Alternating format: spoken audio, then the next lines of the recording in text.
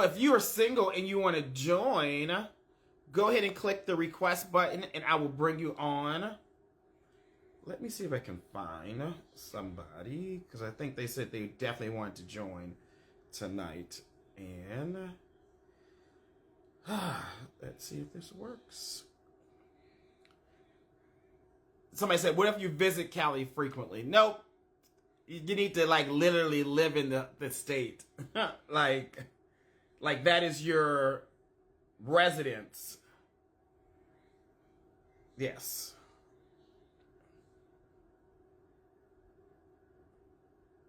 Like you have to live there.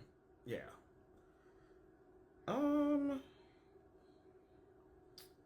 Let's see.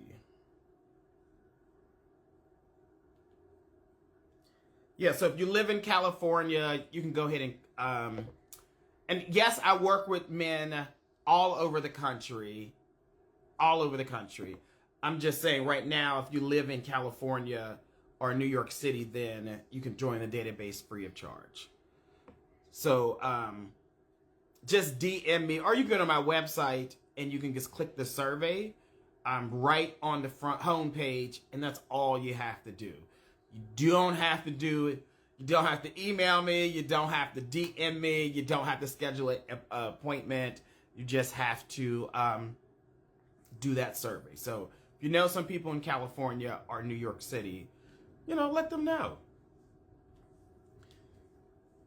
What time did we get? Oh, wait, it's 9:09. Now, are you all just spectating tonight, or are any of you all joining the show tonight? Let me know. People who are watching, and if you can hear my voice, I'm like a teacher. If you are watching, are you planning on joining the show tonight? If so, go ahead and click the request button, and I will bring you on. Again, this show is for anybody in the LGBTQ plus community. You need to at least be 21. You can be any race, any ethnicity, any size. If you a couple, y'all need to come on together. Yeah. So I think there are about like a little over 50 of you all watching. So if you're watching, you can click the request button to join, or wave at me in the comment section and I will bring you on to join the show tonight. Yes. Unless that means all y'all booed up. All y'all got a man, a woman, a they. Is that the case? Is that the case? Let me know.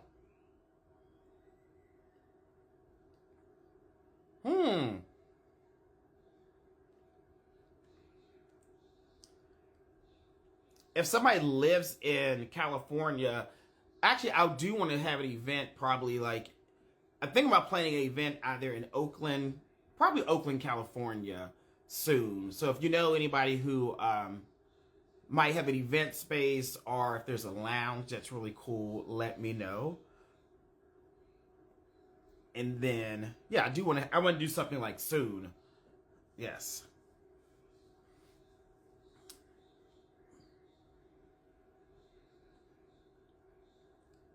So on Wednesday nights, I invite people to join, which is different from like YouTube. YouTube, usually I give dating advice, I talk, people don't have to join when I'm doing like one of my dating episodes. But on Wednesdays, people should click the request button to join.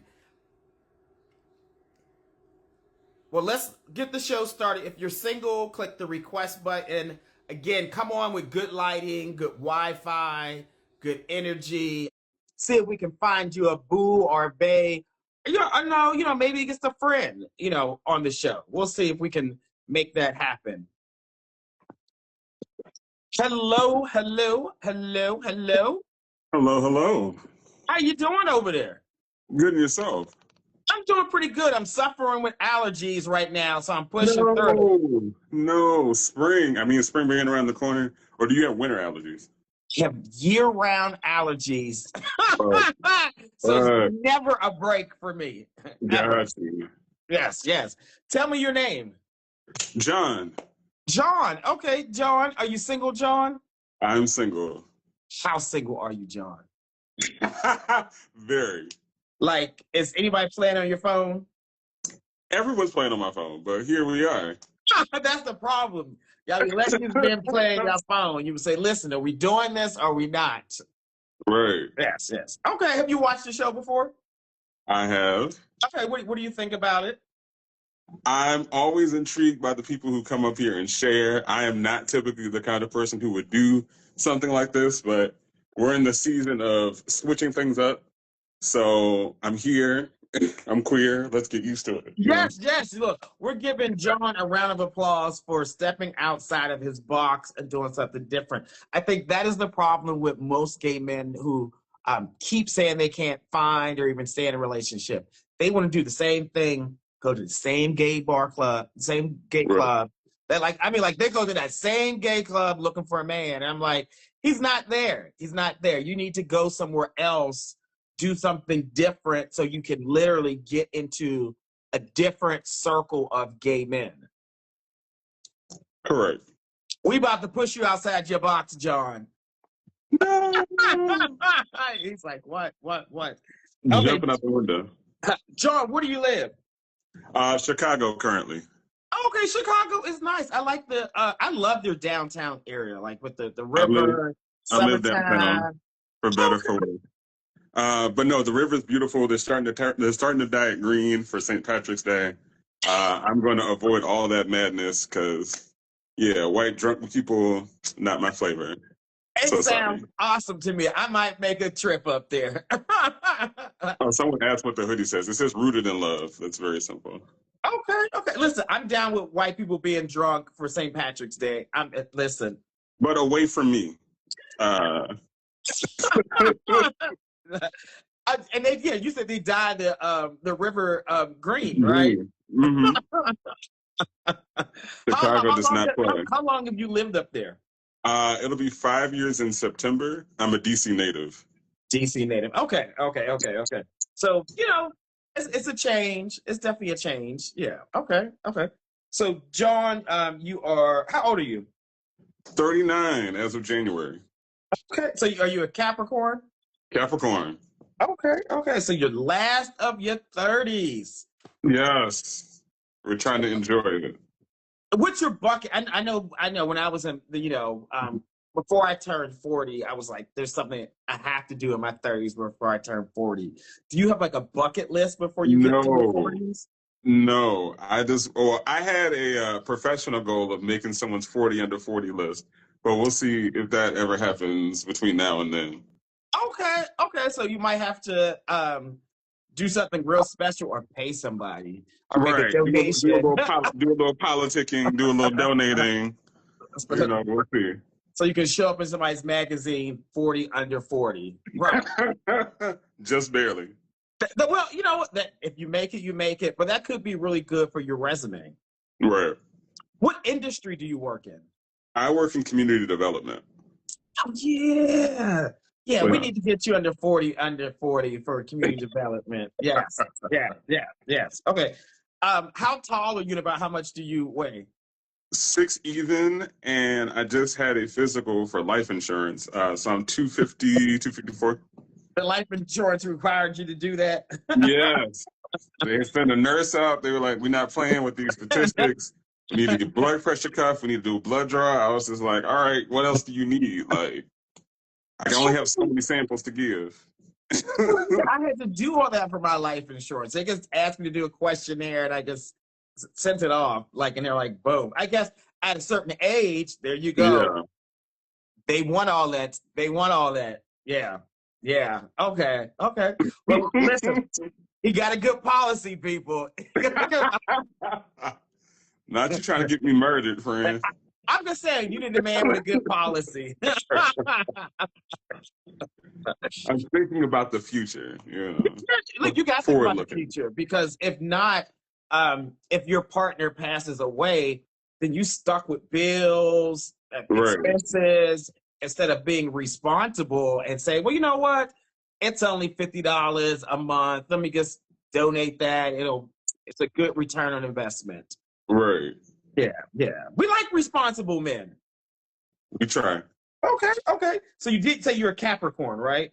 I am a Capricorn. Okay. Now, sexually, gay men, they always need to know. Some people need to know, like, before they decide to even talk to you. Like, are you Right. team top, bottom, verse, or side? Very verse. Very, very verse. Very, very verse. You heard of gay math? Yes. What would the gay math be? 55-45, if we had to put a percentage to it. You are the first person that added a 5 to the percentages. Usually people are like 40, 60, 90, 10. But you gave 45, 55. Okay. Yeah. It's given verse. Yeah. Let's try and do both if we can in the same night. But if not, we'll figure it out. We'll figure out a rotation. Yeah, that is the definition of a power verse right there. People are like, what's a power top? What's a power bottom? This is example below right here is a power verse. In the same session, y'all be flipping, flopping back and forth, okay? Absolutely. Hashtag power verse. Okay. And you said you work in community development, right? Mm-hmm. Okay. And now tell everybody your Instagram handle, and can you spell it for us, please? At Gray, Gray, Day, Day 575.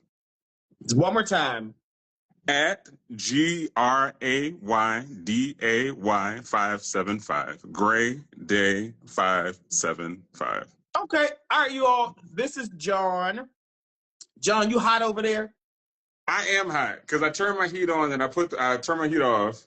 Then it got warm, and then it got cold, and I was like, "Let me throw this hoodie on real quick." Then I started getting hot in this hoodie. Take that hoodie off. I'm gonna redo you. I'll give you. Go take it off. I'm gonna redo your little rundown. Okay. I have a shirt on underneath. And wipe your face off, friend. Come on, wipe it off. Come on, you sweating over there. And, we're damp. We're moist. Look, I would have been just like you because it's hot as hell in Atlanta here, and for the last couple of days we have not had our heat or AC on because it's just been comfortable. But not today. It's hot. So I was like, let me turn the AC on before I get on here tonight. Smart. Very smart. Look, come on, fix your shirt. Pull it back. Pull it. Come on. I'm gonna get you together. I'll make sure. Perfect. Okay. All right, you all. This is John. John lives in Chicago. He's from the DMV area. He is 39, 6 foot even, 250 pounds. He's a Capricorn, team power versatile, and he works in community development. Want to interrupt the interview at any time to ask John a question, just wave in the comment section and I will bring you on and you can ask him a question or shoot your shot. Okay? Perfect. John, what type of guy are you looking for? I'm pretty open. The things I look for are mostly the intangibles. Like, are you a good person? Do you have a good character? Are you inquisitive about life? Are there things you want to accomplish? Like, are you ambitious? Like, those are the things that matter most to me. Mm-hmm. The physical varies. I do tend to prefer guys who are femme, but that's not a disqualifier to masculine men out here because they always get so upset when I say that. I'm just like, look, we're open. Yes. It's just like, well, you only like femmes. That's why you wouldn't talk to me. I was like, sir, ma'am, calm down. Sir, man. So, question, good point. So, E.J. Johnson did an interview with Carlos King and said that they don't date gay men. They prefer to date men who primarily date women. And I would say EJ is feminine and female presenting. Right, because it's the hair, the nails, the lashes, all that stuff. Do you like feminine guys, or do you like feminine guys and female presenting guys? Well, I am pansexual, so all gender identities and presentations are open. Okay.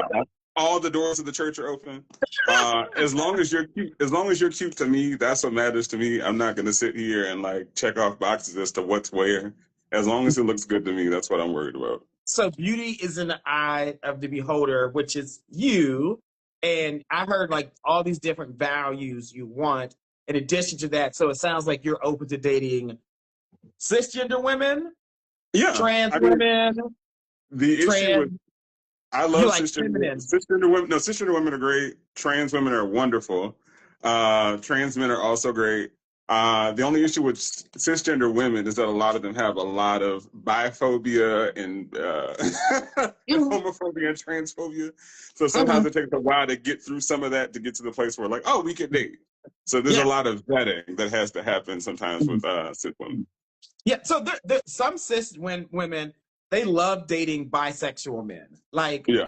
and when they're honest about it and upfront, they're like, "Oh, I'm down with it. Like, I got a good girlfriend. She loves a bisexual man. Like, she like, I'm not gonna tell her business, but she does. But I do get it. There are some black cisgender women who are like, no, like they're not down for it. Very much so. What's her face? Yeah. Jessica White and her little thing about it's okay for women to be bisexual and have their little tryst out here, but when a man does it, it gives her the ick. And I'm just like, all right, what's good for the goose is not good for the gander. I got you.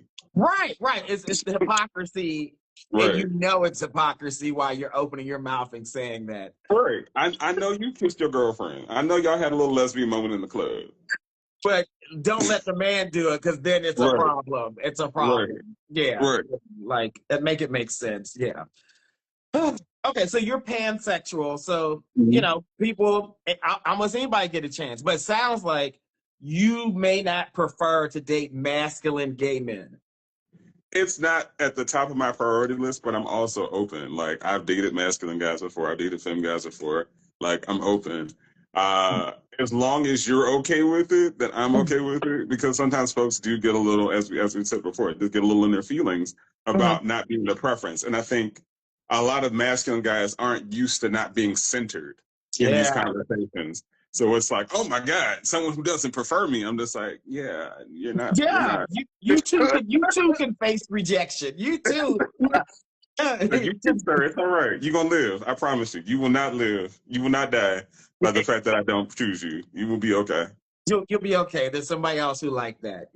I think most people prefer someone who's their most authentic self. They're confident, and it's not a mask. Like, because I feel like people put on masculinity like it's a costume, and some people put on this ultra femme personality as a costume as well. And I'm like, I get you might want to do that for social media, but when the lights go off, who are you?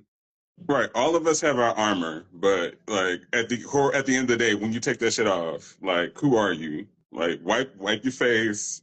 Whenever you take your fitted off, take your do-rag off, whatever armor you put on for the day to balance your Yeah. life to make you feel okay. Yeah. Who are you underneath all that? Yes. Yeah. You preaching over here, John. You're preaching. Okay. What makes you a good catch? Like, what are some of your good qualities? I treat people well. I go the extra mile. I really do try to show up for folks. I feel like the way I show up for my friends is how I show up in relationships and even beyond that.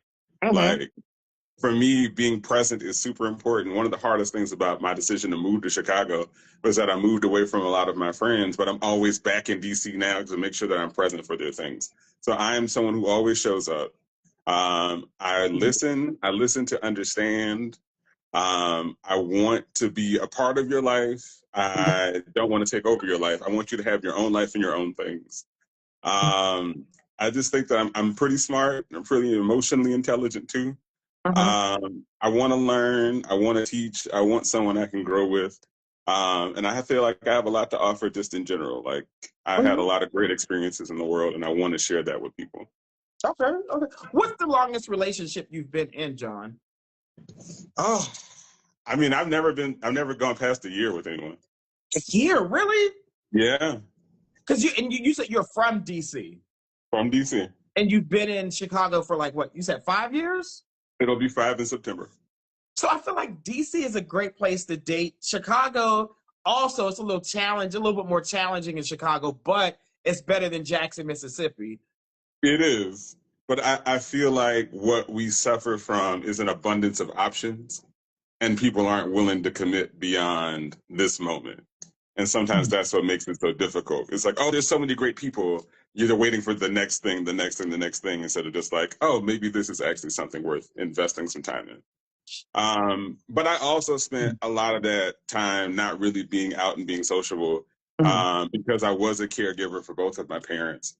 So that took up a lot of my time and emotional bandwidth. So I wasn't really in a place to date for a good portion of like my 20s. Okay. So, but in your 30s, like, do Yeah. you feel like, because when I hear you say people are looking for the next best thing, do you feel like after a year of dating, do you feel like guys were like, oh, I'm gonna give you a superficial reason for ending the relationship? I don't necessarily think it was that. I feel like sometimes we grow apart or like circumstances change. A lot of the dating I did, like in the 20s, 30s, like 30s, really was just like some long distance situations that didn't pan out. And then just folks' life, just life happened.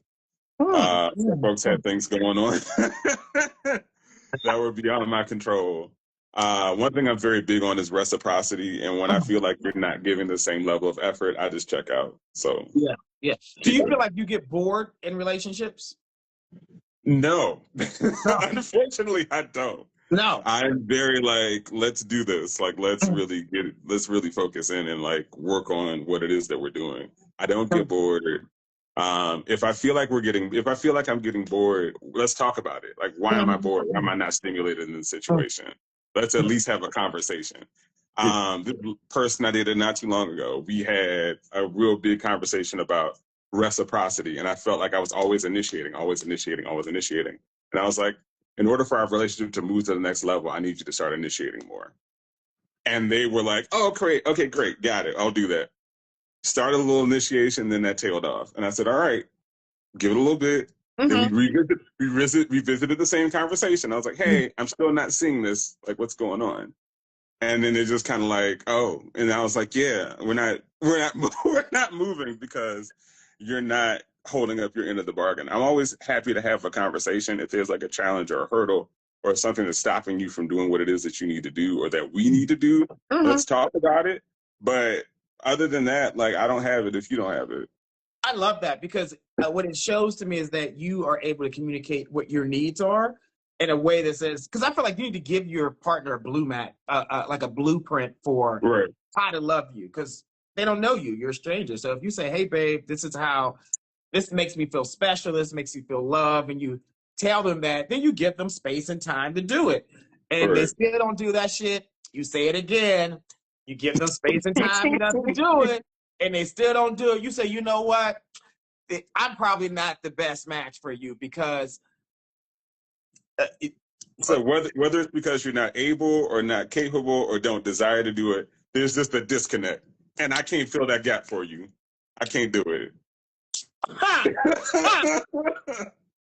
And I've tried to do that before in previous situations where I've always found myself overextending. So now with therapy, I'm trying to learn to date from a safer place of just like, do your thing and let your needs be known and see if the other person's willing to meet you, as opposed to trying to overextend and pull them into your universe. No, I listened. That you must have took one of my dating coaching classes. Like, it sounds like because I'd be like, listen, that man just does not have the capacity to love you, and you can't train that man to do that. So just move on. Yeah, I think a lot of people stay in situations or dating ship, whatever, because they think the guy is cute or they like his money, but the man is not compatible for you. So it's like, why y'all wasting each other's time? Yeah. Because you like how they make you feel. But then you end up not feeling good about yourself because your needs are not being met. And that leads people to go get it from somewhere else. So yeah. All right. Oh, question. Is your page private? It is. Okay. Totally fine. But when we hang up, just open it up for 24 hours. Okay. That way people can send you messages and follow you. for 24 hours, and then you Okay. can go and close that thing back up. I can do that for you. Why is your page private? Oh, because I have a life. I don't mean that in a snarky way, but just like I like to keep my personal life and my work life separate. So Mhm. like it helps me to keep that division of just like I know what people are here for. And there's so many bots on these apps and so many people who are just there for spam. And I was just like, I'm not sifting through all that. I'm just gonna accept the people I need to accept and not accept the other ones. So the I don't need content I on don't your need I page don't need fake followers. makes sense. Makes sense. So the content you have on your page, is it mostly work related or personal? Personal. Like this, I have a whole personal page and I have a whole work page. The work page is open or more Okay. open. This one is Okay. closed. Okay. Yeah. Okay. So just for 24 hours, so that people can actually follow you, send you messages, and be social with you on social media. Yeah. Yeah. You see Fair. the shade. You Fair. see the Fair. shade. Fair. Fair. Fair. All right. So does the guy you date or woman or trans person, do they have to live in Chicago, or are you open to other places? Oh, I mean, you need to be in the Chicago Metro. I'm not doing long Mhm. distance anymore. I'm not Okay. doing Okay. it. Chicago. Okay. Okay. Now, do you want to get married? Do you want children? I would like to get married. Children, I'm okay either way. But I refuse to go on someone's obituary as their special friend. So we get married or something, or you got to Some figure that out. legal contract. Yes. Yes. Right. Okay. Okay. What's a good age range? What's the youngest you'll go? What's the oldest?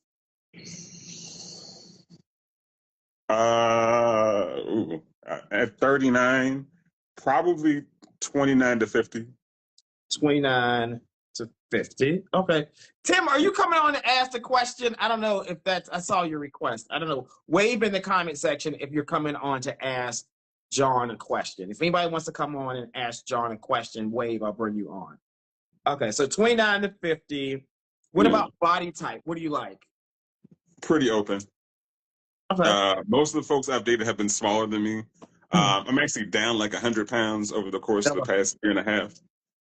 So most of the people I've dated have been smaller than me, but I'm open to folks who are large. As long as I can get my arms around you, we're good. What type of women do you like to date? Like, what do they usually look like?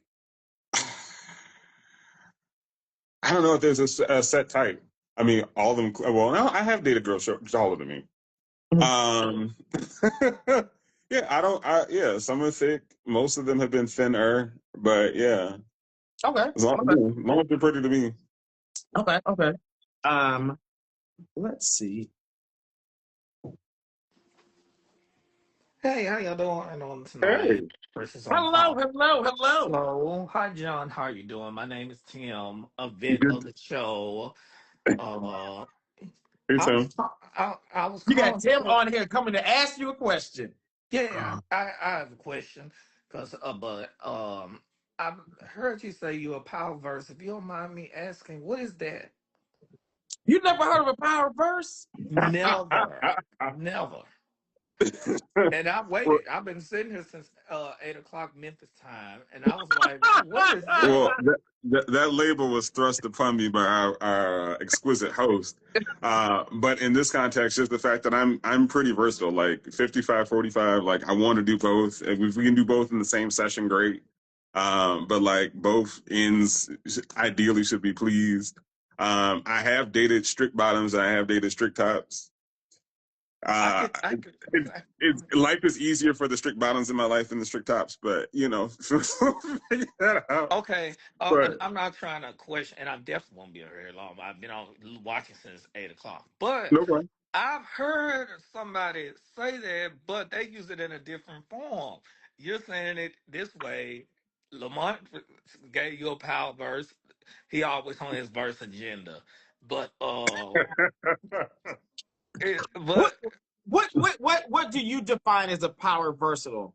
so no wait. Are you trying to say the first one who gave me a power verse from hearing this? Wait, let me be clear. Let me be clear, because maybe I'm talking too fast.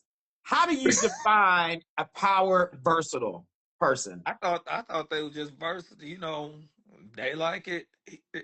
Their partner likes it, or that was it for me. That's what I thought of verse. Okay, yeah. Because some guys are versatile. They're like, hey, in a sexual session, they can Mhm, decide, oh, I'm topping this time, or this mhm, time I'm bottoming this time, right? mhm.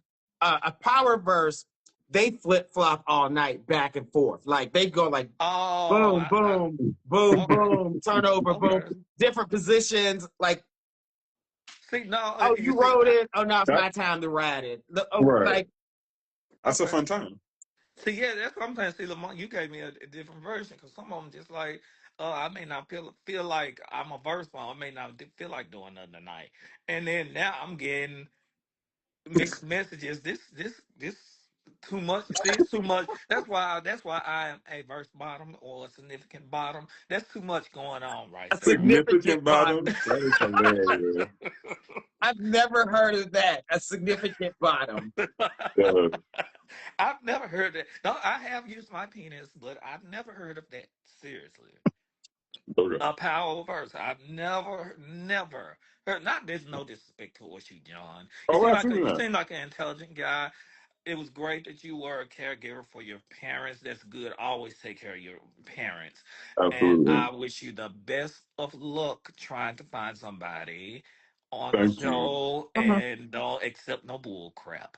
But Absolutely not. other than that, thank y'all so much. See you, Thanks a lot. Tim. Okay, bye bye. You got Tim on here coming here asking you questions. He's like, I need to be schooled right now.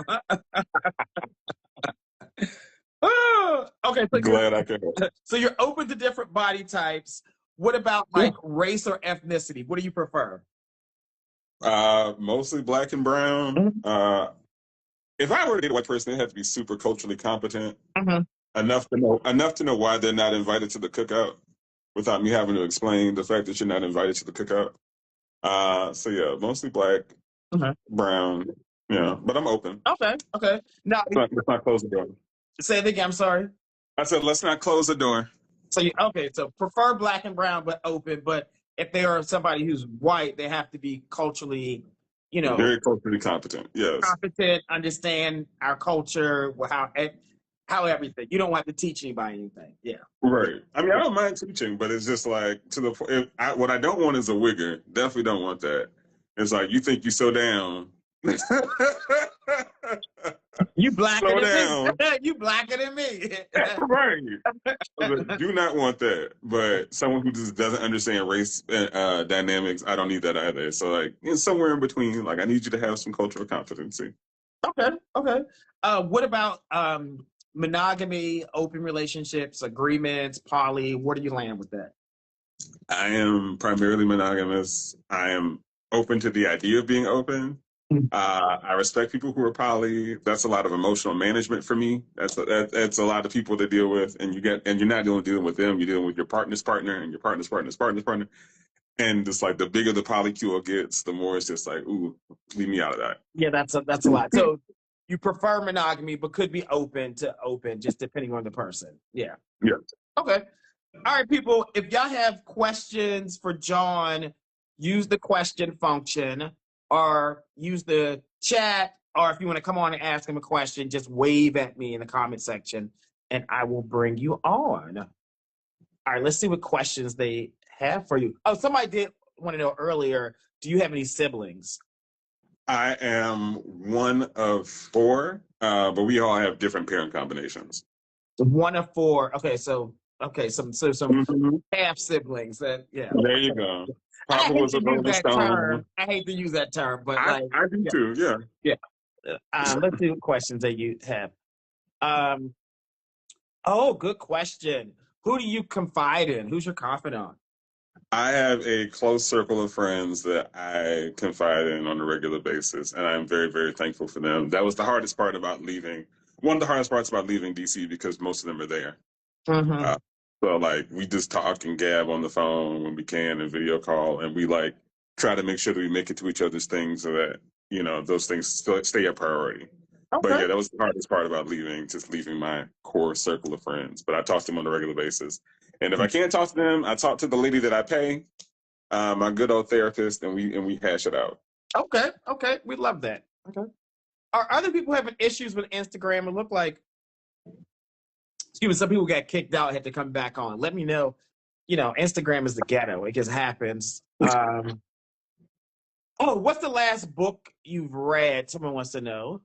I am currently reading Giovanni's Room because it's right in front of me. But I'm only like 3 chapters in, and I promised myself that I would try to finish it in the next couple of weeks. Giovanni's Room. What is that about? James Baldwin's book about, like, it's not so much his time in Paris, but like it's about a young man in Paris and going through a little bit of self-discovery. It's a young, I think the title character commits suicide. I can't remember how it all happens, but it's weird because it's a very queer book, but the characters are white. And for me, I'm always hearing James Baldwin's voice in the back of my head as I'm reading it, and I'm just like, you, this black, queer Negro man, and these white words. It's just like it's a little jarring, but I'm getting through it. The book is very good so far. But yeah. Okay. Someone wants to know, when you're in a relationship, what is your strong point? Like, what are some strong characteristics that show up for you?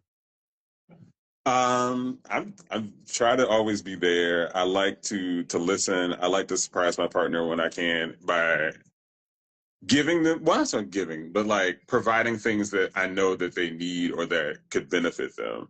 Like a friend, like I guess the best example is like how I show up for my friends. One of my friends was just like, oh, I can't find a good water-based lube. I just sent one to his house. I was just like, here you go, without me. Like, I'm gonna Amazon you something. It'll be on your porch. Right. It's on your porch. It's right there. Like, if you express a need, I want to try to meet your need. I try to be very thoughtful in that way. I try to be very kind. I want to listen. I want to understand. I'm very considerate. I think I'm a good leader. And I feel like a great part of leading is listening and being thoughtful. So I feel like those are the areas in which I shine the most. Just like being thoughtful and strategic about how our relationship can go and how it can grow, and wanting to really invest and see my partner develop. I love that. A couple of people said they've actually read the book before. Some said they're currently reading it. Some said they read it twice. That's how good it is. Yeah. Love languages. You've heard of love languages. What's your primary love language? I feel like it's changing as I'm getting older, but I would still say it's probably quality time more than anything else. Yeah, I need you to be present. That's one of the reasons why, like, I don't think I could do long distance again. Like, I need to be present. Like, I need you present. And I don't think quality time needs to be like, oh, we spend all day together. I feel like it's just like carved out intentional time for us to be together. There was someone I was dating back when I lived in DC. Like, we didn't always see each other, but we would just take time to just ride the train together sometimes. And we would just sit together on the train and just talk. And that was just our quality time that we could find together on a regular basis. So I feel like as long as you're finding intentional ways to like make each other like be in each other's space, I feel like that's what's important. Yeah. Yep. Okay. Oh, someone wants to know. Well, this is a spicy question. Are you answering spicy questions? Sure. Someone says, does the piece match the bass in your voice? Everything is average. I'm very average. The only way you'd have to come find out for yourself.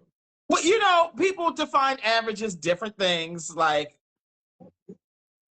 he says average, whatever y'all think average is. Whatever you think average is. And if you want to know more, you can feel free to bother me or inbox me as soon as I unlock my profile, as I've been so directed to do. And you can ask whatever you want to ask, and then we can see if you're worthy of a response. Okay. Someone said, how do you handle conflict or disagreements in a relationship? I'm very much so. Let's talk about it. I don't like when things just kind of sit and fester, because it's gonna bother me, and I'm gonna blow up eventually about it. So I was like, let's just talk about it now, as opposed to just letting it linger and letting it fester. I can tell that. I can tell. Yeah, people, y'all in the comment section, y'all can tell me, how do you all define average? Okay, because they say there's boyfriend dick. You've heard of boyfriend dick before? Indeed. And then there's some like there's some monsters out there. So in the comments, it's definitely not monstrous.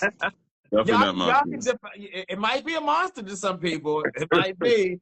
Y'all can, in the comment section, what do you all define as average? What do y'all Okay. define as average? We're gonna see what they say, John. They said 6 to 8. I'm saying 6 to 8, 6 to 8. Okay, okay. Oh goodness. Average is 7. Oh my goodness. Average is 8. Average is someone said 11. 11 is average. I'll Oh say my if that's God. average in your household, I hope you and your proctologist know each other very well. That's all I 11 can say. inches is not average, people. That's the average for a porn star who's making millions of dollars, okay? I do want y'all to Google average, and you will find that it's more manageable. Far more manageable. Oh, y'all are hilarious. 11? Child. I wonder what's monster, Solomon. I think that was you. What's a monster then, Solomon? What give me a number for a monster, like something that is like huge, huge. Oh yes, they're making up numbers. Yes, And we're Blair. and we're talking about real inches, not internet inches. Not the angle, the angle. Right. The 9 that's really a 7. Like, Oh we my can't. We have goodness, to. he said a monster is 14. 14. Oh my goodness, that man is up in your stomach. Oh goodness, y'all are too much. Okay, let me see if there are any more questions. Oh, y'all are Average being. That's hilarious. 14 is devil's work. Somebody said they could barely finish a foot-long hot dog. I mean, on Look, Subway. if you want to be irrigated, that's your business. Oh. Yeah. Okay, I think those are all the questions. John, we got to see what you look like from head to toe. So you got to back the camera up and give us a little spin so we can see what you look like. Oh, All right, let's see. let's have one that's not too crazy. There we go. There's a balance. All right, give us a little spin. All right, you all, this is John. John lives in Chicago from the DMV area. He is 39 years old, 6 foot even, 250 pounds. He is a Capricorn. He is team versatile. I'm giving him the title power versatile, though. I crowned him that. He didn't. I crowned him that. He works in community development. He is pansexual, so he's open to dating the All spectrum genders. of individuals, Right. he really values someone who's ambitious, who's creative, who's curious, intelligent, who can communicate as well, people, okay? He will date between 29 and 50. He really prefers you live in Chicago, open to different body types, prefers black or brown, but open to dating, people who may not be black or brown, into monogamy or maybe a little bit of agreements, but it just depends on the person. Tell them your Instagram handle one more time and spell it for us, please. Sure. At Grayday575, GRAYDAY575. Okay, listen, John, awesome interview. Awesome interview. Thanks so I'd much. say thank you for taking stepping outside your box to Absolutely. meet some new people. I 100% guarantee you are going to be going on some dates. So open your page and Okay. then go on some dates. And then if something works out, come back and tell us. I will definitely do that. Okay. Thanks. Good night, John. Y'all be safe. All right. Okay, bye. Peace.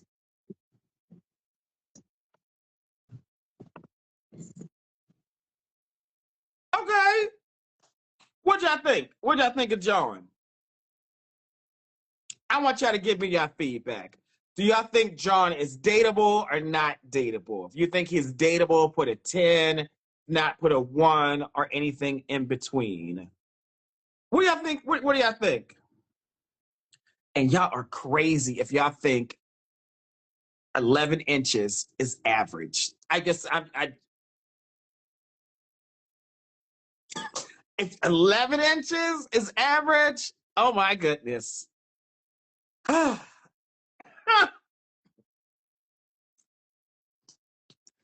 I see y'all like John. I see 9s and 10s. Hey, Kanubi, how you doing? It's been a while. Hey, Jamal. Yeah, I like him. Okay, okay. Someone's doing math. A one plus eight, that's 9. Okay. Okay, I know you've had a 14-inch. Solomon, come on and come say hi. I know you've had a 14-inch penis before, but I guess I do want you to know 14 inches, it's not average.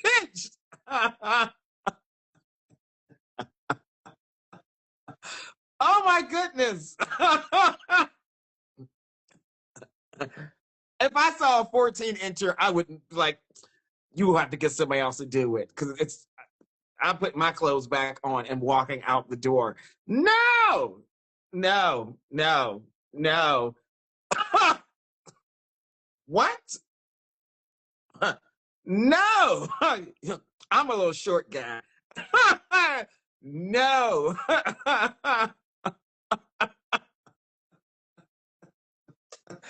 Oh no.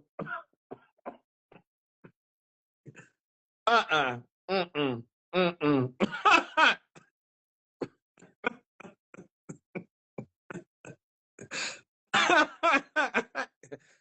That's what it's called. Call a friend.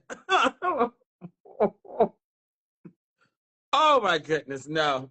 Mm-mm, mm-mm, mm-mm, mm-mm. All right. Let's see. Oh, Miles is gonna come on. Miles, I'll bring you on. I'll be down at the Grady Hospital. Oh no. What's going on? What's up? I'm over here dying.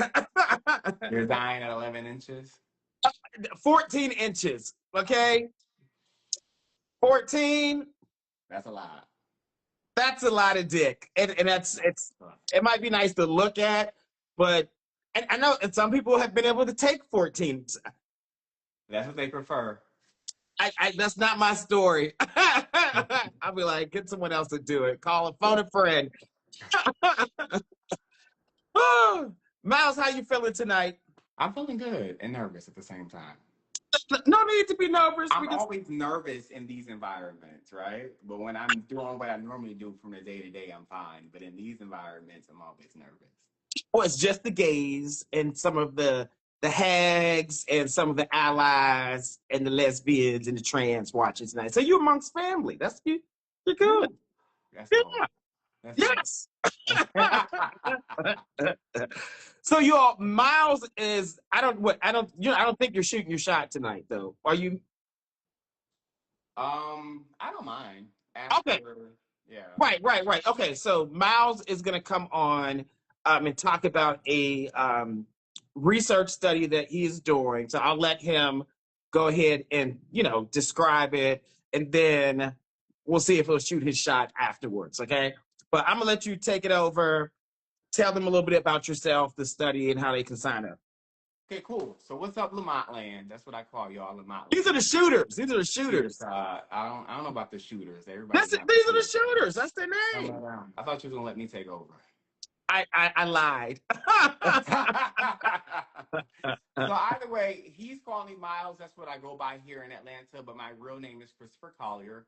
I am a doctoral candidate for Wharton University. I'm a forensic psychology major, and I'm almost to the end, y'all. So I am super excited about that. I've been trying to get my doctoral now since 2022.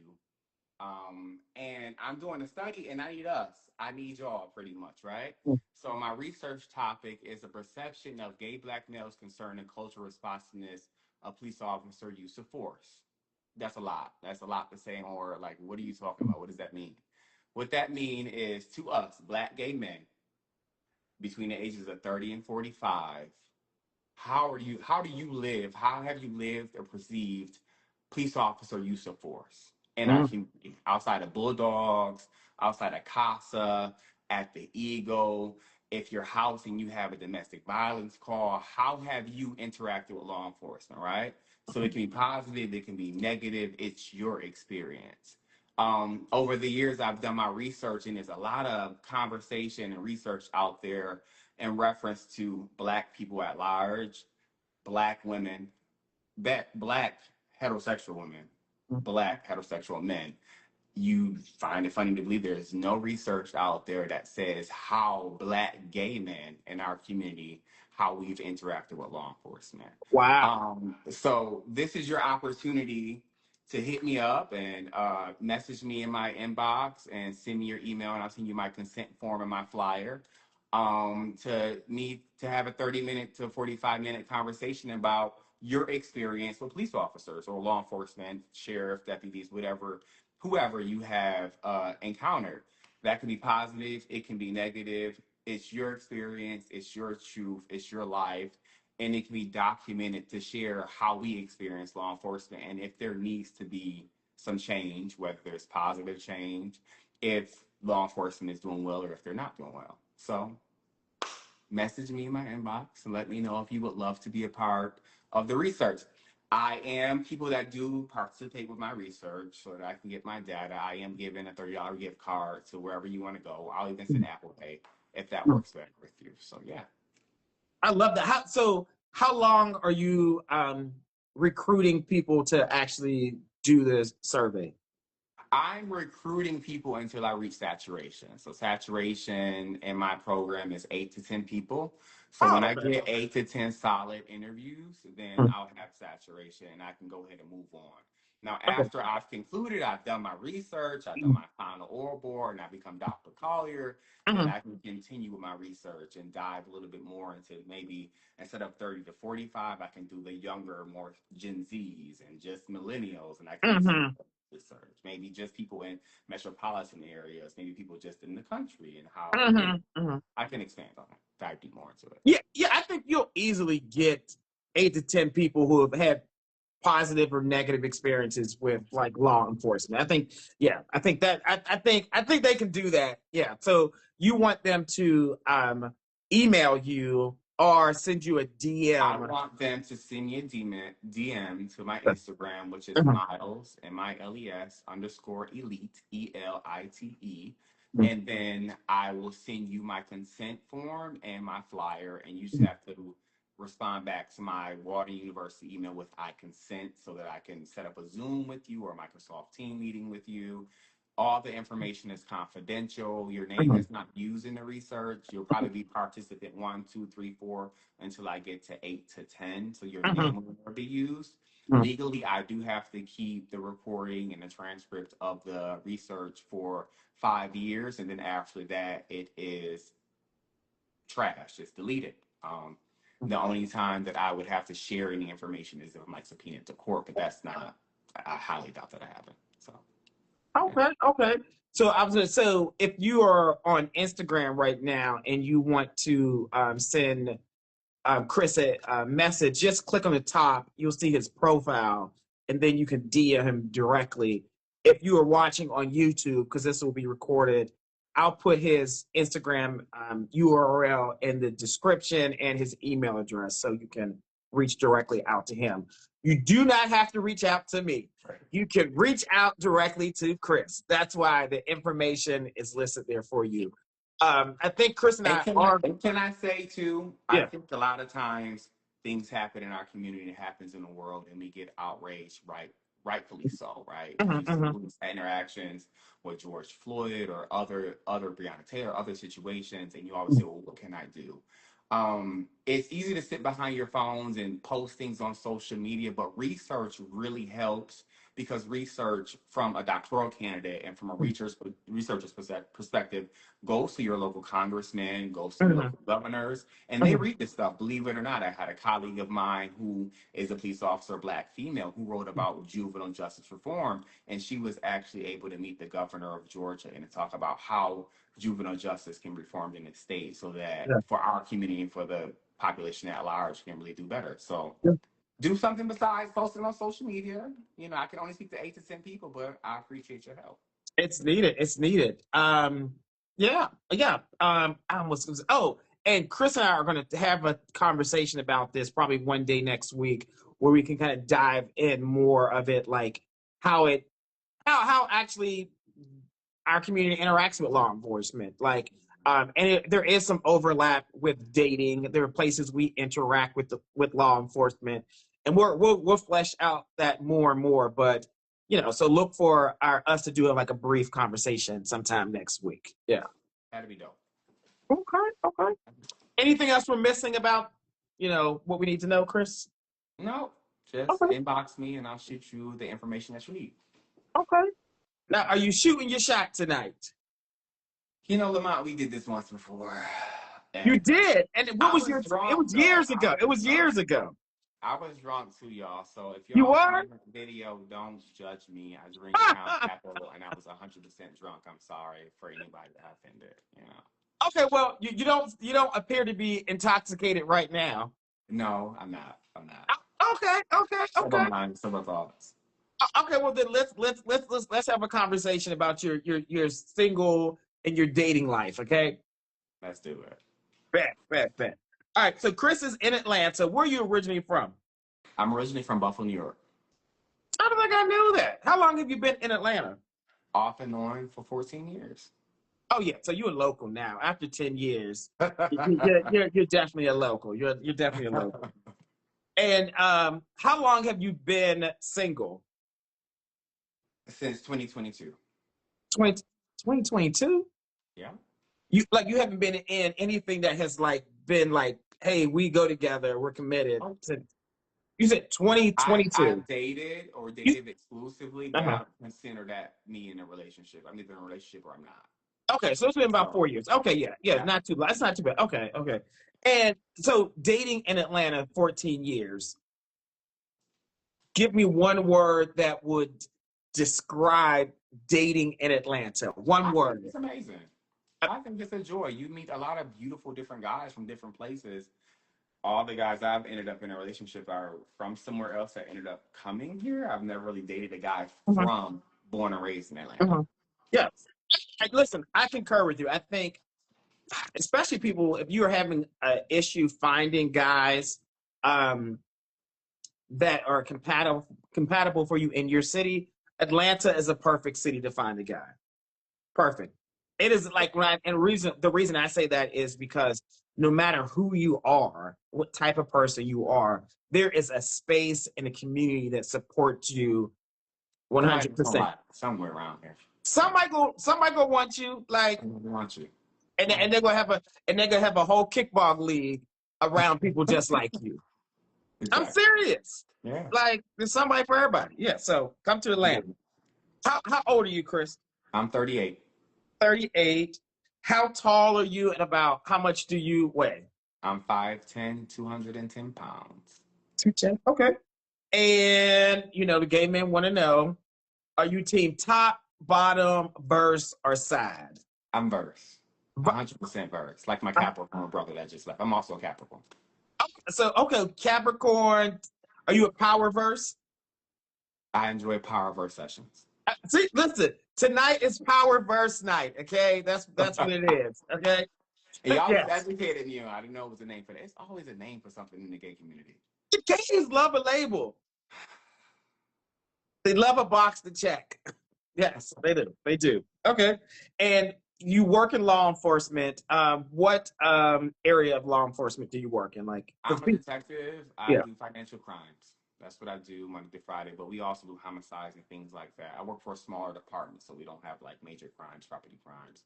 But we all have specialization. My specialization is I'm a detective, and I do financial crimes. All the scammers and the fraudsters in Atlanta, I've met.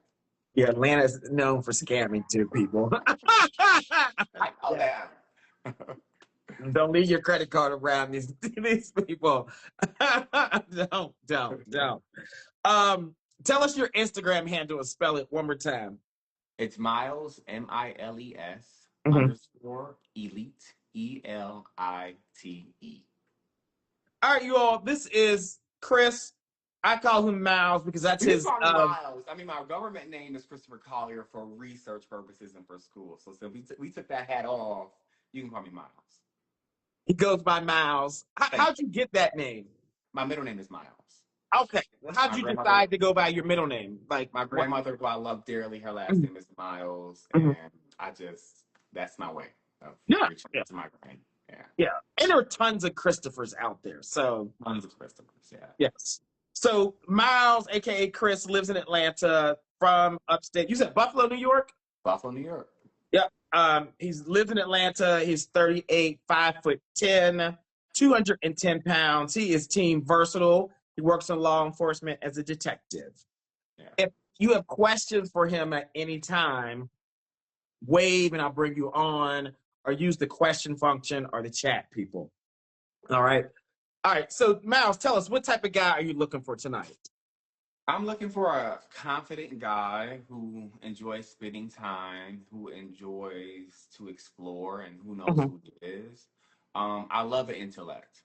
I mhm, love an intellect. I love a nerd. If it's anime, mhm. if it's planets, if it's bugs, I feed me sexually before we even talk about being verse. Feed me sexually, stimulate me by my brain.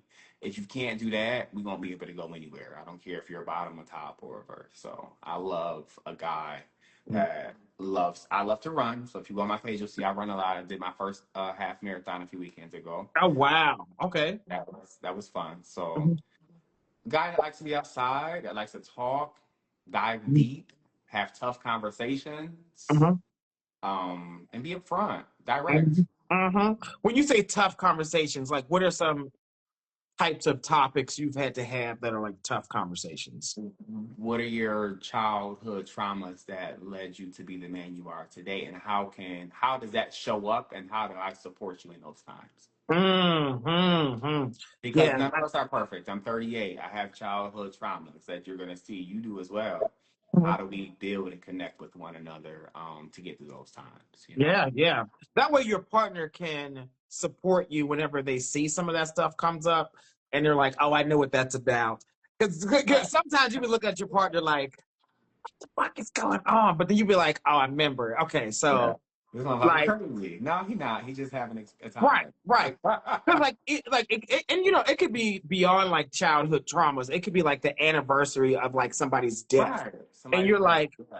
you're Or like, that job you wanted to get for whatever reason, but you couldn't get it. You know, like let's talk about it. Why are you so yes, yes. Yeah. And you just have to read the room and be like, okay, either let me just sit back and shut up or let me go cook something or give him a hug.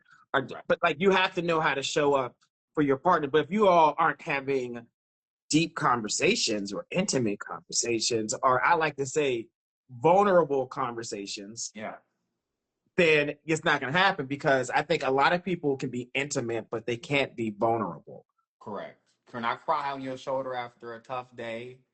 Because I've been dealing with bull crap at work and I have to come home and deal with bull crap because y'all think I'm against the community and I go to work and I'm part of the community, I have to argue with them and then Right, where am I at in the world? Now I'm fighting my right. community and I'm fighting the people at work, so how does that show up in the real world? Yeah, yeah, yeah. Listen, y'all said y'all want an emotionally available guy.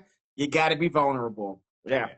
I think somebody wants to come on and ask you a question. Let me see something. Um, Someone said, "What are y'all on here talking about?" We're talking about dating and relationships.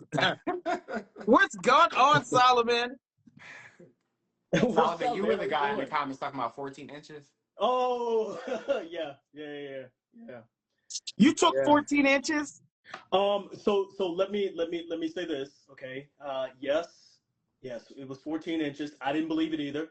Um, so this is when I was in uniform. I had just been stationed at Fort Knox, Kentucky. I was living in Elizabethtown at the time, and I was online. I met a guy through somebody else, and the guy told me, or whatever, a friend told me, or whatever. He's like, he's huge, and I was like, well, how big?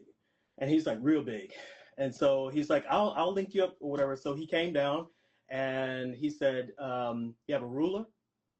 I said, a ruler? He's like, yeah, a standard ruler. Do you have one in the house? I was like, well, yeah, I got a ruler. He's like, go get it. So I went to go get it. And he's standing in the doorway. He didn't come all the way in the house in the apartment at the time. He was standing in the doorway. He had his gray sweatpants on and a white white beater, and some tennis shoes. And he dropped his jogging pants or whatever. And I just I was like, wow. He was like, measure it. And so I held it up, and it was an additional 2 inches on top of the ruler. And look, this is what he said. This is how I knew I was dealing with somebody totally different out the gate. He said, "Nothing is going to happen tonight. I'll be back tomorrow." He's like, "And we're going to take about 2 weeks to get you ready because you're not ready yet." He must be used to this because the man didn't even come into your apartment, but was rock hard enough to show you 14 inches. Yeah. So he told me, and actually I was with him for probably about a year and a half. But it took about 2 to 3 weeks before we got into a good stride or whatever. But he told me or whatever, just, I mean, because it got to a point where he was staying over, and he told me, I said, is it difficult? He said, yeah. He said, because they be running and screaming. I got to chase them across the bed. And he's like, and then I don't ever get no pleasure out of it. And I don't want to hurt anybody, but nobody can really take it. And he's like, but you put in work. You put the work in. So did you sit on it first? Because I feel like no. So actually, the first time or whatever, and he did it incrementally. It was just like a little bit here, a little bit there, and he was like, "Whoa!" He was pretty good. He was like, "Whoa, whoa, whoa! Just take your time. Take your time. You'll hurt yourself." And so after a couple of days or whatever, then I was kind of like, "I think I can do it." He's like, "You think you got it?" I was like, "Yeah, I think I got it." And so you made 14 inches disappear. Yeah, but it took time. That's not something, and I mean, just being realistic. I like clarity because people be like, 4 inches ain't even make it in, but I want to know, did he make 14 inches disappear? Yeah, but listen, I mean, realistically, you have to, yes, you do have to be very careful about it. It's not something that you just rush into. And so what I did appreciate about him, because he was in the military as well, what I did appreciate about him was the fact that he was very thoughtful about the process. He was not there to hurt or harm me, to hurt me in any way or whatever. And so he wanted to experience pleasure. He needed to be able to get off because he told me, he's like, look, I go and I hook up or whatever. He's like, and I can't come because I can't ejaculate because, they're hurting. He's like, and I don't, that is a turn off for me. And so we put the work in or whatever. We got him satisfied or whatever, yeah. A round of applause. You're going to standing ovation. Now, I will say as a caveat, I have never come across that size again. But they're out there. I'm told they're out there. So, But you were defining an average penis size as what? 11. And I know that that's not average. I think the average here in the West is about 5.5, 6. I thought it was 7, wasn't it? Yeah, I think it's about 5.5 or 6. It's about 5 to 7 inches. It's about 5 to 7 inches. 5 is an average? 5. Wow. 5 to 7 is about average. Yeah. So, but I do have okay, can we shift? I do have a question for Mike. Yes, talk to Mal. Non-penis related. Yes. So I'm always the one whatever asking about love languages. There are 5. I just would like to know what would you consider maybe your top 2 love languages? Quality time and words of affirmation. Interesting. Okay, not what I would have thought. Okay, all right. Wait, cool. Say that again. Quality time and words of affirmation. Why would you not expect that from Miles? Maybe the words of affirmation. I would have maybe have kind of moved that one up as a primary. Just listening to the engagement, his conversation. So there's an intellectual stimulus or whatever that needs to be had there. But I guess that could coincide with quality time or whatever. In order to be able to have intellectual conversation, you have to be kind of, paired, appropriately. How do you define words of affirmation? I would say, it doesn't have to be anything elaborate. I mean, sometimes words of affirmation, something simple, around the house, something simple, whatever, you look nice today. I mean, you don't have to go too far with it or whatever, but it's being present and you don't have to work at it. It really, some guys don't have that. Yeah, you have to be present or whatever. And sometimes just that one thing or whatever, that one comment can really change the entire course of a day. It really can. Yeah, it really can. I agree with you. So, Okay. Listen, thanks for coming on, asking a question, and you know, educating us or telling us about your story of 14 inches. That was a one-off. It was a one-off. I may never see that again in my lifetime, but you know. Yeah. Good job. You need an award for that. That's pretty. This is a trophy. Hanging on the wall. Yeah. That's great, man. All right, Lamont, it was good to see you, man. All right, see you. Nice Good night, meeting you. Solomon. Nice to meet you. All right. That's crazy work. Okay. Tell us, do you want to get married? Do you want to have children? Married, and I would love 2 daughters. Okay. 2 daughters, but if it doesn't happen, it's not a deal breaker, guys. But Okay. I would love to have 2 daughters. I really would. Okay. Could you date a guy who is a strict bottom? Yes, I have. You have. Okay. I have dated a guy. You know what? I've never dated a strict top. Okay. Like, But you know, definitely some dated a people, strict they top. need the flexibility. Yeah. Other people are like, I don't care. Just like, it depends on the person.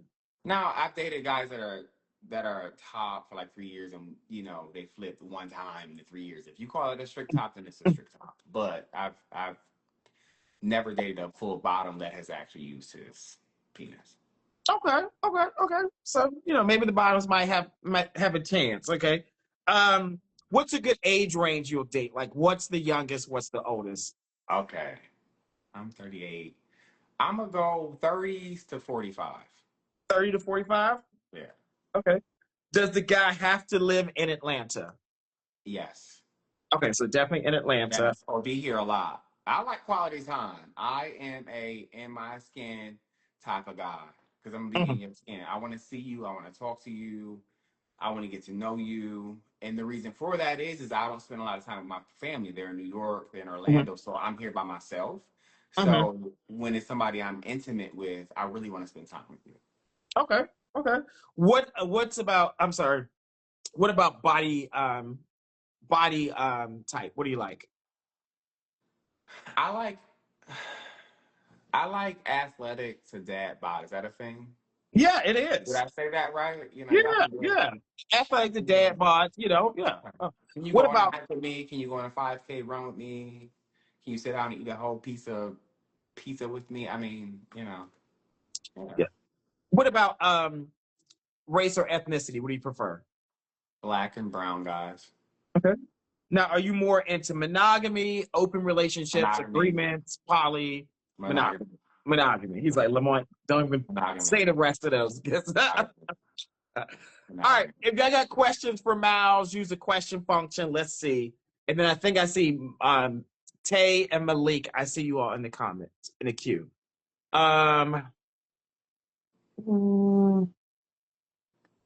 What? Oh, someone wants to know what's a goal of yours that's not academic that you're trying to achieve before you turn 40? Oh, that's tough. I'm a Capricorn. Everything's academic or career oriented. A goal of mine that's not academic.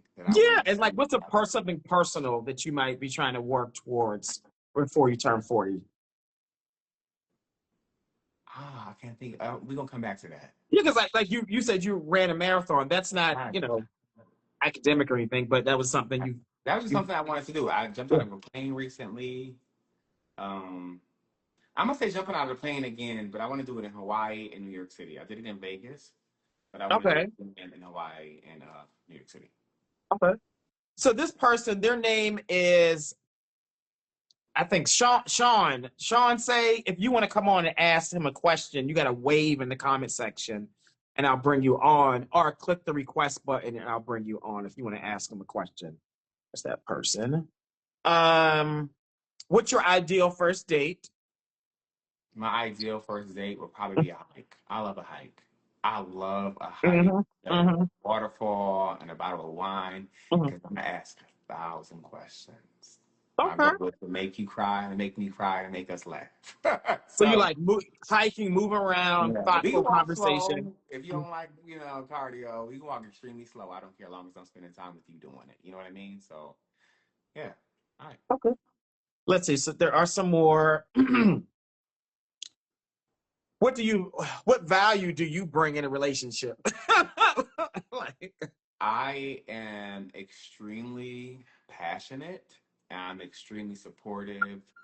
I love to cook. I love to host. I love to seek understanding. I think a lot of times I watch your show and everybody's like, "Oh, I communicate," and that's such a general term, but you have to actually want to understand that person besides just communicate, because we all communicate in some type of way. So I want to really understand you and why do you, what's your quirks and why do you think that way? Why do you operate the way you do? Okay. Okay, spicy question. Would you rather touch and agree with a 4-inch piece or a 14-inch piece?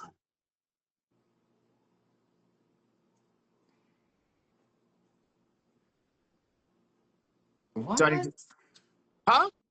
Would I rather touch and what does that mean? Touch and Oh, let agree? me elaborate. They're being Yeah. coy as they're saying. Would you Yeah. rather Hey, have sex with a guy with a 4-inch penis or a 14-inch penis? I would rather have sex with a guy that performs well. That makes sense too. You're not I answering the know. question. I know. I would a guy that performs well because it can be 14 in trash and 4 in trash. So Say it again. Say it again. you They both know, can be y'all trash. be so worried about the size. What do you? How long does it last, and what do you do with it? You know. Mm. So So, someone said it looks like your plant, Diddy. Oh goodness, how big is your collection, and what's your favorite plant? I have 3 plants. My favorite plant's over in the corner. I Mhm. don't know the name of it because I'm not that type of plant daddy. But this is my plant I had for the longest time. I've had it for 4 years. It's a golden something. Okay, okay. Oh, someone else said you're in the, you work in law enforcement. How do you handle if your significant other breaks the law, whether it's like a traffic ticket or traffic incident, marijuana, or something even worse? Like how I've do been to jail before. I've gotten tickets before.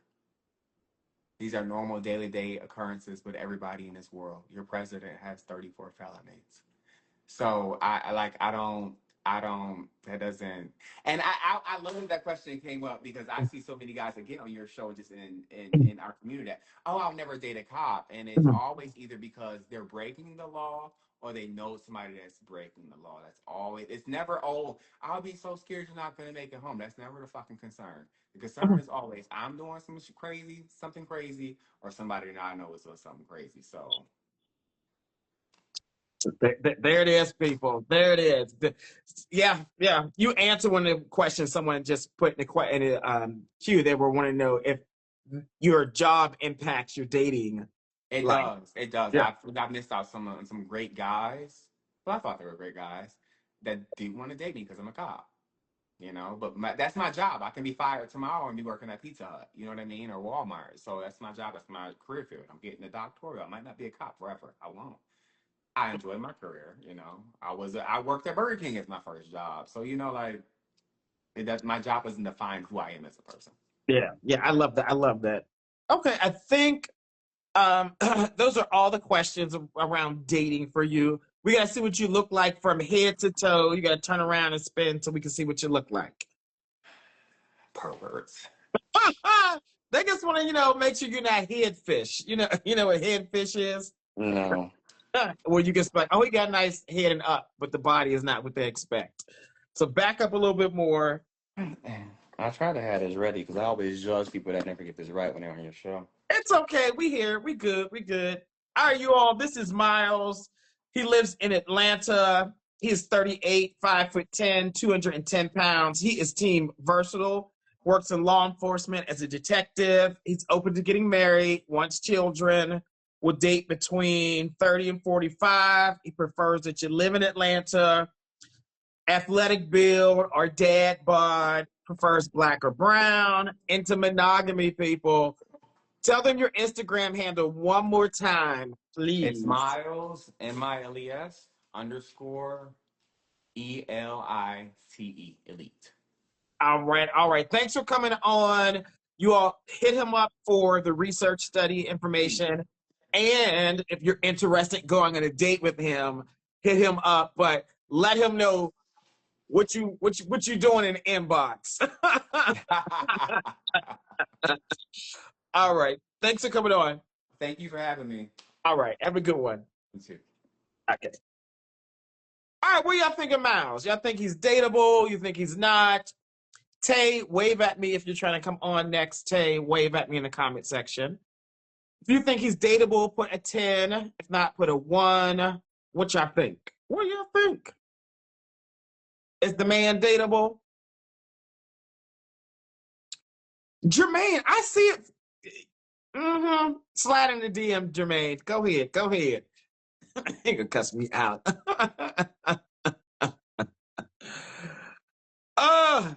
Let's see. I see 10s. Okay. Y'all like him. Malik, wave at me in the comment section if you're trying to join next. I see 9s and 10s. Y'all like the people tonight. Apparently, the theme so far has been Capricorns and Team Versatile. It's definitely been power versatile. All right, let me see something.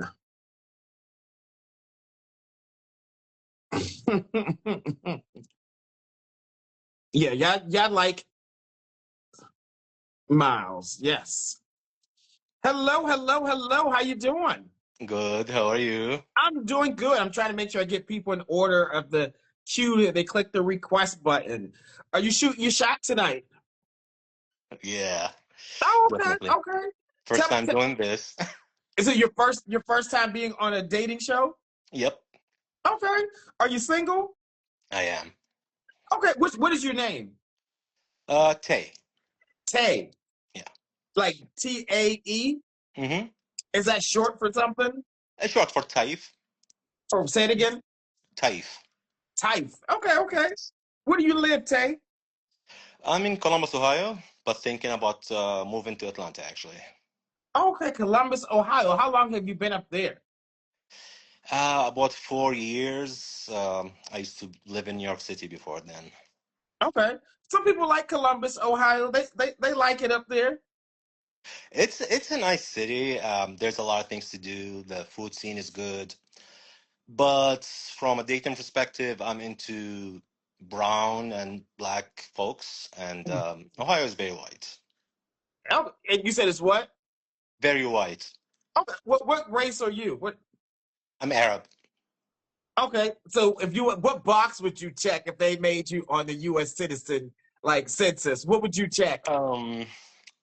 So there is a box that is being created for MENA, which is Middle Eastern North African. Mm-hmm. I don't consider myself white, but historically they put us in the white section, even though there's a lot of Arabs who are probably darker than you, but they have to check the white box. And they did that for one reason. Jesus. They wanted to consider Jesus as white. No, that's a real story, actually. Really? I'm listening. Yes. In the early, I think 1920 or 1915, there was a Lebanese man, and he wanted to do business, and they refused because they didn't consider him white. So he said, "I'm white, just like your God, just like Jesus." And they said, "Oh." And we went to court, and then the judge decided that just as Jesus is white, he's white. He's from the same place. And that's how they boxed us in with the Europeans. Yeah. I think even now in the U.S. Census, they are putting North Africans and people in Middle East. They requiring them to check the white box. Like I think they're still trying to make that like official. Yeah. So there is a big civil liberties group that tried to change that in the last census. They were not successful, but the next one will be changed. Yeah. Okay, but you don't consider yourself white? Definitely not. Okay. What would you consider yourself? Like you? Arab. Okay. Yeah. You were like, oh, I'm just Arab. I guess if I have to, it will be a mix. Yeah. You're like a mix. So I know because there's nationality and then there's ethnicity. Like Yes. So, where were your people born? Like your ancestors? I was born in Baghdad, Iraq. I moved to the U.S. in 2006. Okay, so you're in Iraq. So yeah, you okay. I speak Arabic. Yeah. Because some people who were born like in like Egypt, they're in North Africa. I'm like, y'all black, okay? Y'all you're light skinned, but you're black. That's That's what it is. Yeah, Okay. So you want to move to Atlanta so it could be a little bit more diverse. Is that right? that's correct. Yes. Okay. They're like Lamont, move on. No, I like to talk about race and ethnicity. I think people should not shy away from it because it tells more of the story of who you are. Like, Yeah, why not? definitely, Yeah. definitely. I mean, definitely in the U.S. is people are obsessed with this. Like in other countries, I lived in Syria for a while, in Iraq. They don't have a box for race. Right. Uh, well, they have like nationality. If you are, for example, Arab or Kurdish or from Turkey, Yeah. that's what they check. But Yeah. they don't check the skin color or like Right. race. Right. Yeah, Because race is definitely a construct and that was created to control people and put them in a classification so that white people can say, hey, we are here and everybody else, you're down here. That's all that is. it That's is. It it. is definitely it Yeah. is.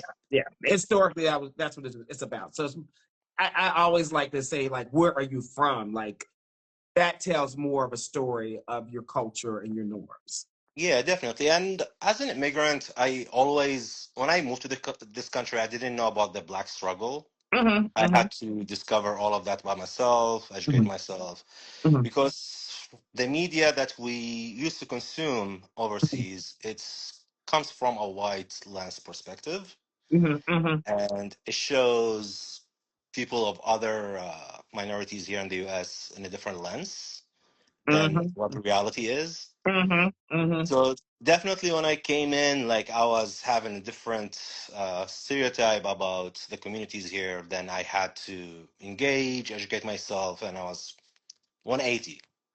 Oh yeah, totally different. Yeah, people are complaining about the angle that you're at, but it looks fine to me. I think they want you to pull it up. It looks fine to me, people. I don't know. Can you prop your? It's Like fine. It's what do it's you? fine. It's fine. It's long. We can I can hold it. no, because it's gonna be you'll be moving around too much. Like it's either you could Mm, put it back where you had it or prop it up somewhere. Yeah. okay, Yeah. Okay. Cool. Okay. How old are you, Tay? I'm 44, 44. How tall are you and about how much do you weigh? 5'9", and I weigh 195. 195. Okay. And are you team top, bottom, verse, side? Like, how do you get down? Bottom, Bottom? Okay. Like, former top. you said former top. Yeah. I'm listening. Like, what changed? Well, I dated a guy for 5 years, and he said that he's a versatile, but he was a top. Mm-hmm. Mm-hmm. Yeah. So he didn't give it up, and I struggled with that. But after 5 years, yeah, So he kind of turned you into a bottom. he did. Okay. So you don't feel like you'll ever go back. No. He said no. So team bottom. Okay, Yeah. okay. And tell us what type of work do you do, Tay? I'm a cybersecurity and IT compliance officer. Okay, cybersecurity. And I Tell us work your remotely mostly. okay, mostly. Okay. Said cybersecurity though, right? Yeah. Okay. And tell us your Instagram handle and spell it for us, please. Easy T. That will be TeeNYC. Wait, spell that again one more time for the people. Easy TeeNYC. Okay. All right, you all. This is Tay. Tay lives in Columbus, Ohio. He is 44, 5'9", 195 pounds. He is. What's your zodiac sign? I'm a Libra.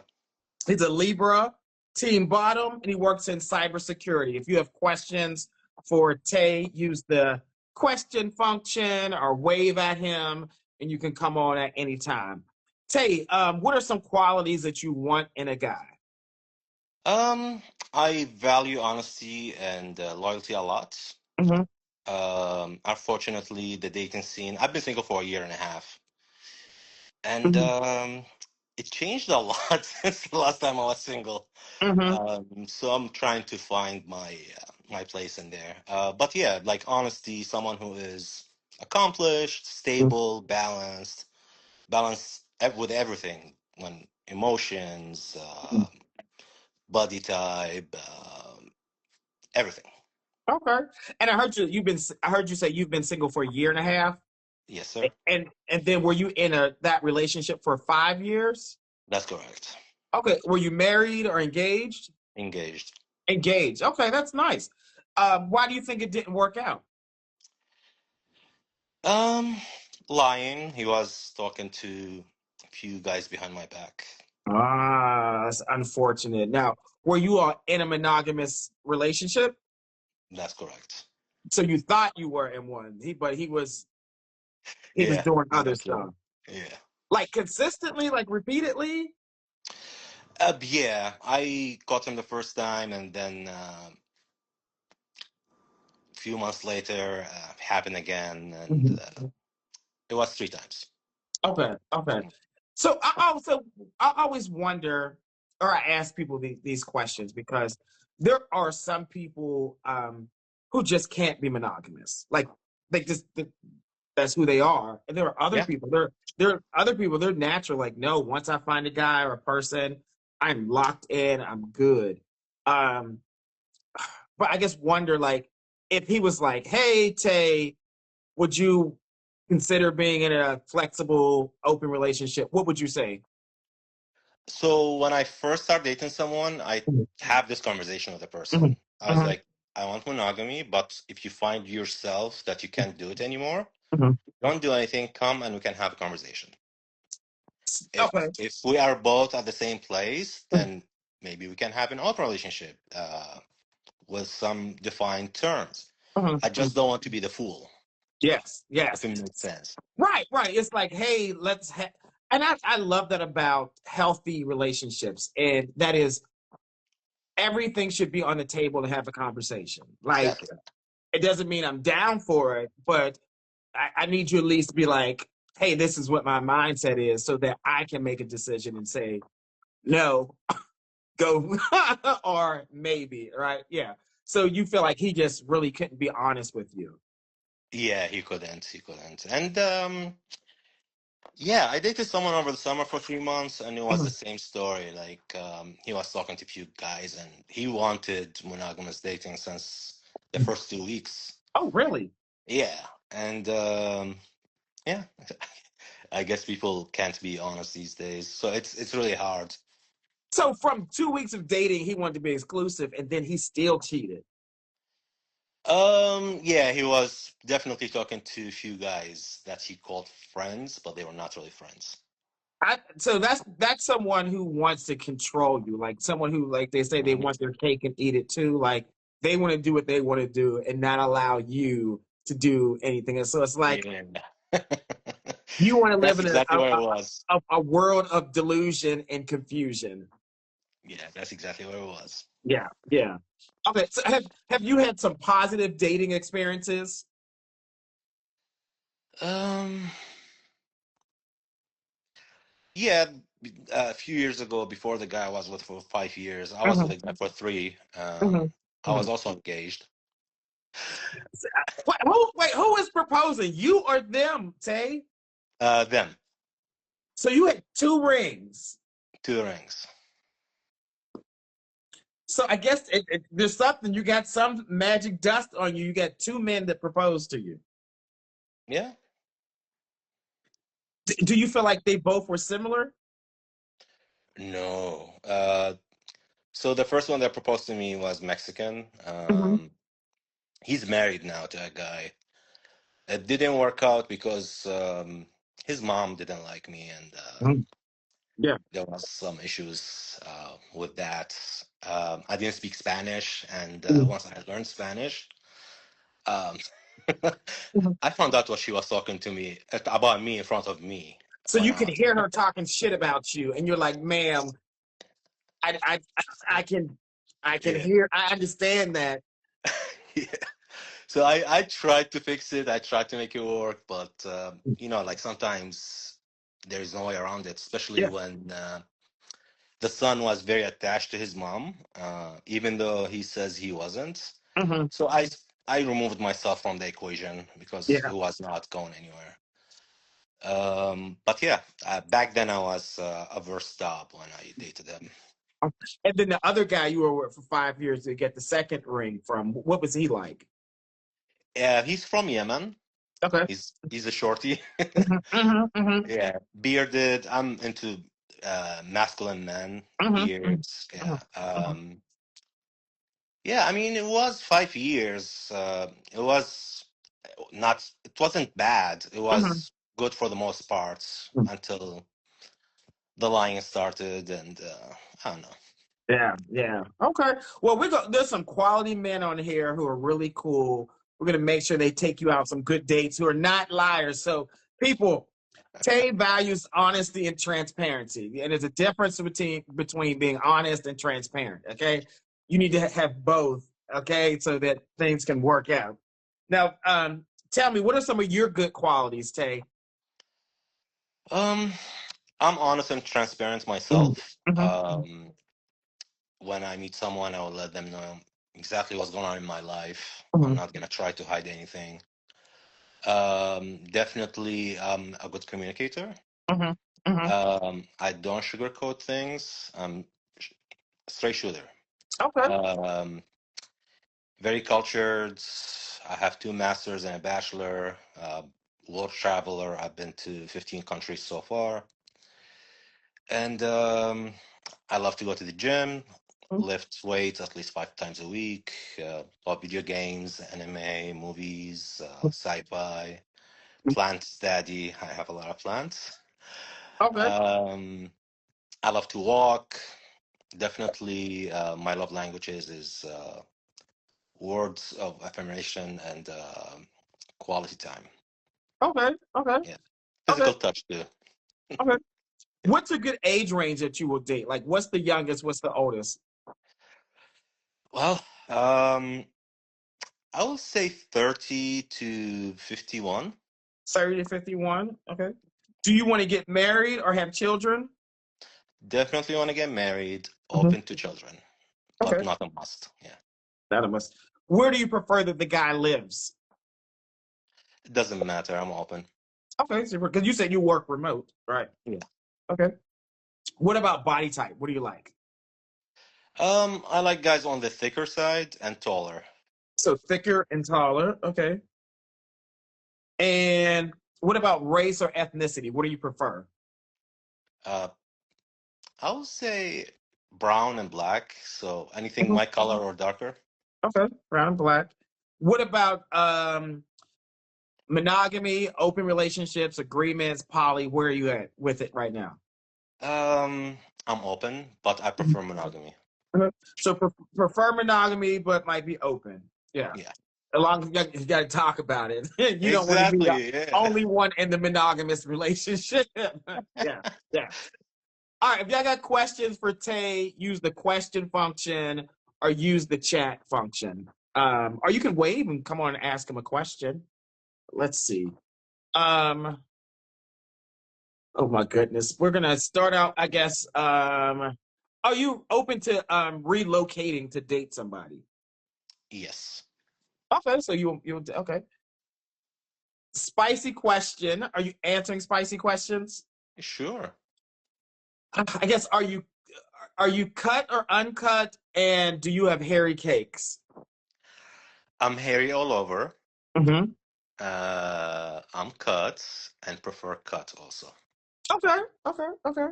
Um, can you speak in your native tongue and can you say something very romantic to us? um, when Habibi, which What is means that? What does means that mean? where's my love? Wait, say it again. When Habibi. When Habibi. He's looking for his Habibi. Okay, there may be his Habibi is somewhere in the comment section watching. Okay, we're learning some languages. Oh no, that's not. What other question? Oh, someone wanted to know earlier. I saw that. I was like, what? Um, where do you like to shoot your shot? What does that mean? Think sexual. Like, where does the baby batter go?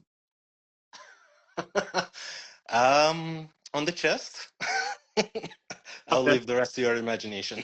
Okay. Okay. That that is the question. Oh, let's see. How tall were the two guys who proposed to you? The first one was 5'11", and the Mhm. second one 5'6".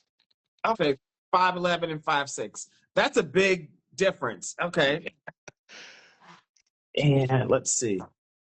All right, I think that is all I got for you. We got to see. You got to prop the phone up somewhere and stand up and turn around so we can see what you look like from head to toe. Sure, Okay. one sec.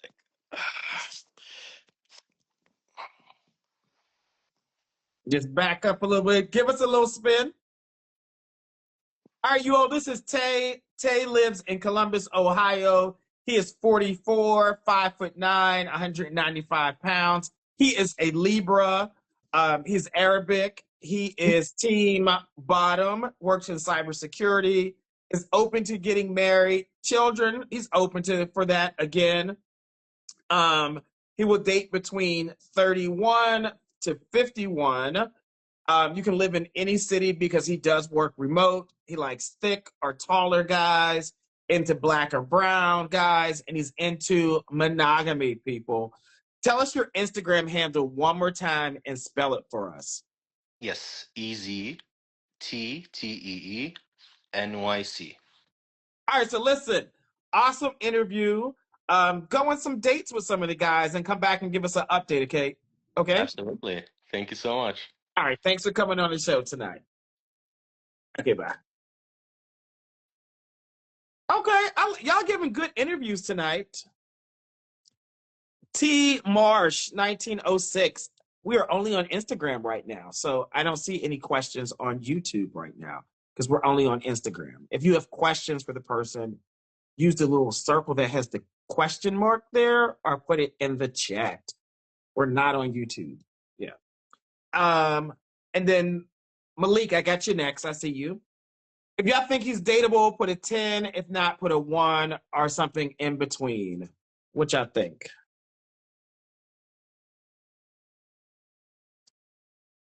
What do y'all think? Is he dateable? Well, listen, if you all put the questions in the chat, they move fast. So sometimes I don't see them. It's usually better if you put the questions in the question function because it lists them all there. If you just take a moment, click on the question function over there, you'll see the list of questions. I try to delete them as I read them. I try to keep up, people. I'm human. Maybe I need a moderator or someone else to, I don't know, do the questions, but yeah. Yeah. And I'm not on YouTube right now.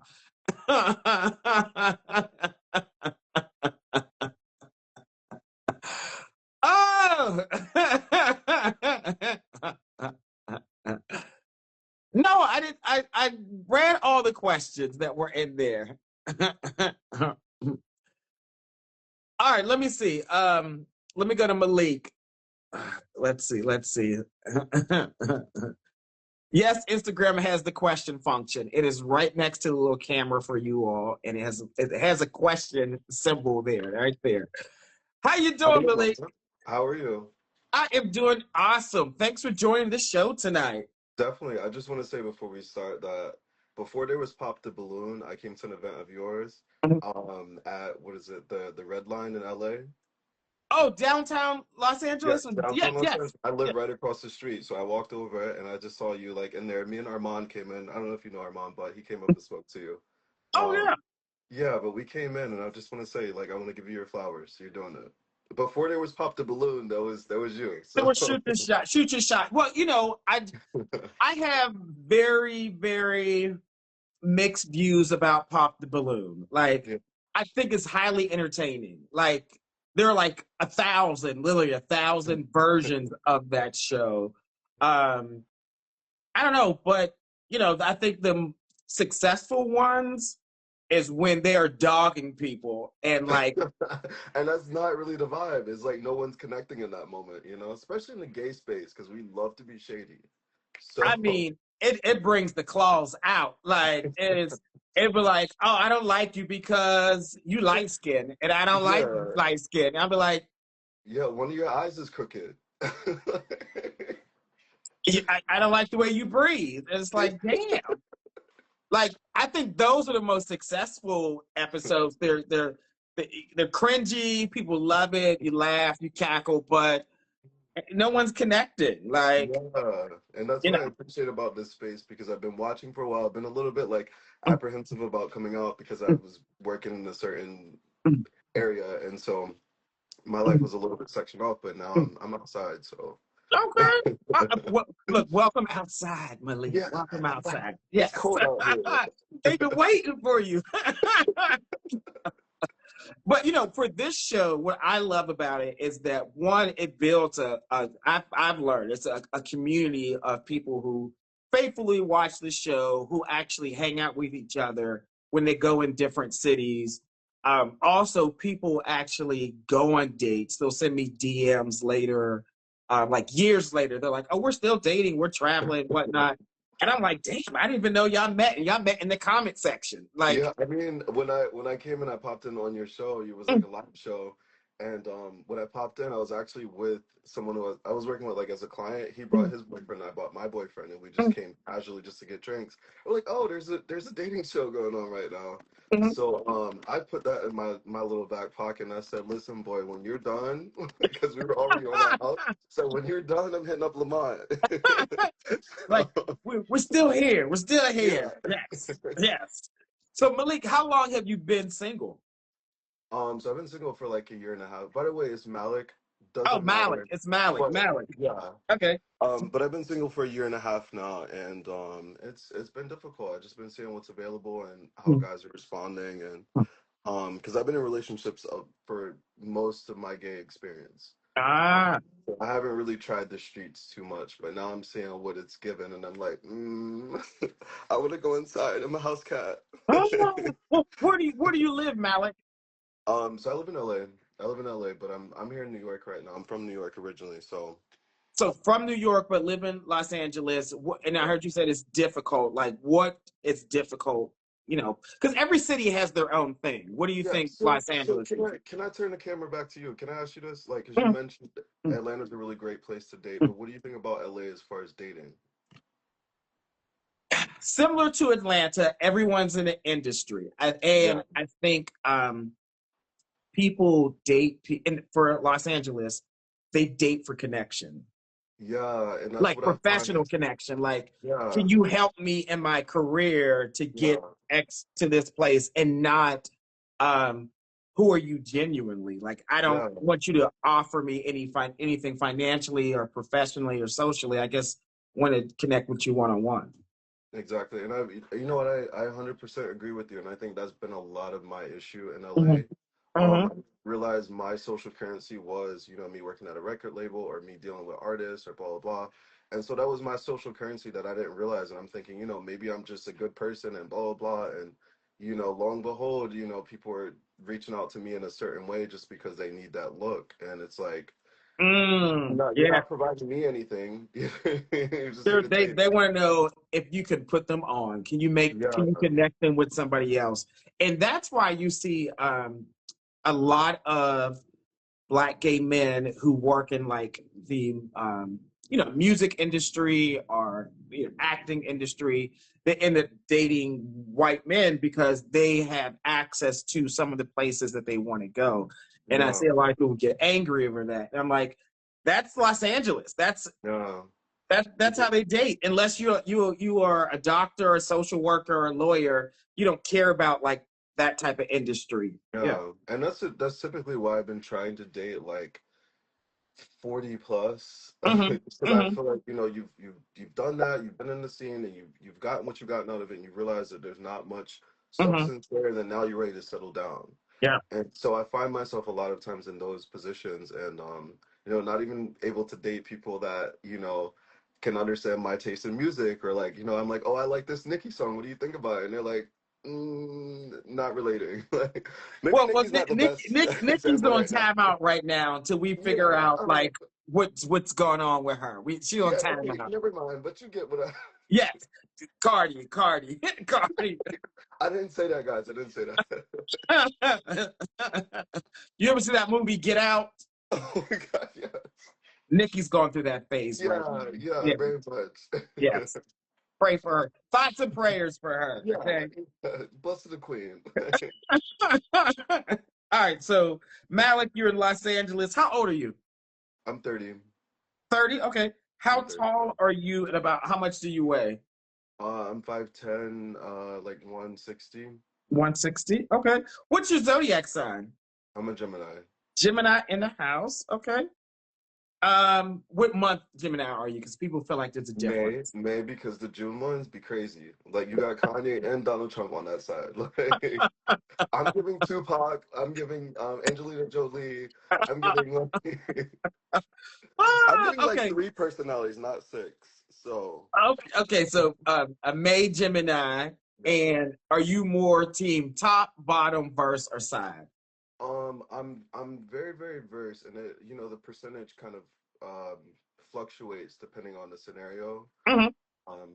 So yeah, I'm 100% team verse. Okay.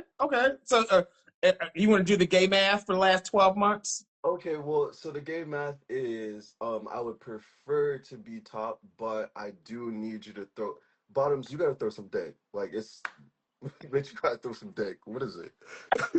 Like, you gotta How throw some often dick. do they have to throw some dick? At least once or twice a month. You Once gotta. or twice. That's a high Got quota for them, okay? Well, listen, I thought I was being easy, but That's given borderline a versatile relationship over there. if we're doing 3 times a week, what's the math on that? 3, 6, 9. If it's 12 times a month, can you do it like 1 to 2 times out of those 12? That's like under 10%. Like I need you to show up a little bit. It's the mathematician over here. Okay. So yeah, so you want somebody more like a verse bottom. You want a verse bottom. Yeah, I mean, and like I said, it's circumstantial because, right now I'm really opening myself up to a lot of different scenarios. Mm-hmm. Um, you know, when I'm interacting in LA and I'm trying to meet somebody that doesn't need anything from me, there are a lot of times more so giving top. You Mm-hmm. know what I Mm-hmm. mean? I'm like, as long as you throw that ass, like we could work something out. Like, You need a true verse. That's what you yeah, need. honestly, really, Yeah, because true. if I bottom too long, I'm bitchy. If I top too long, I'm toxic. So.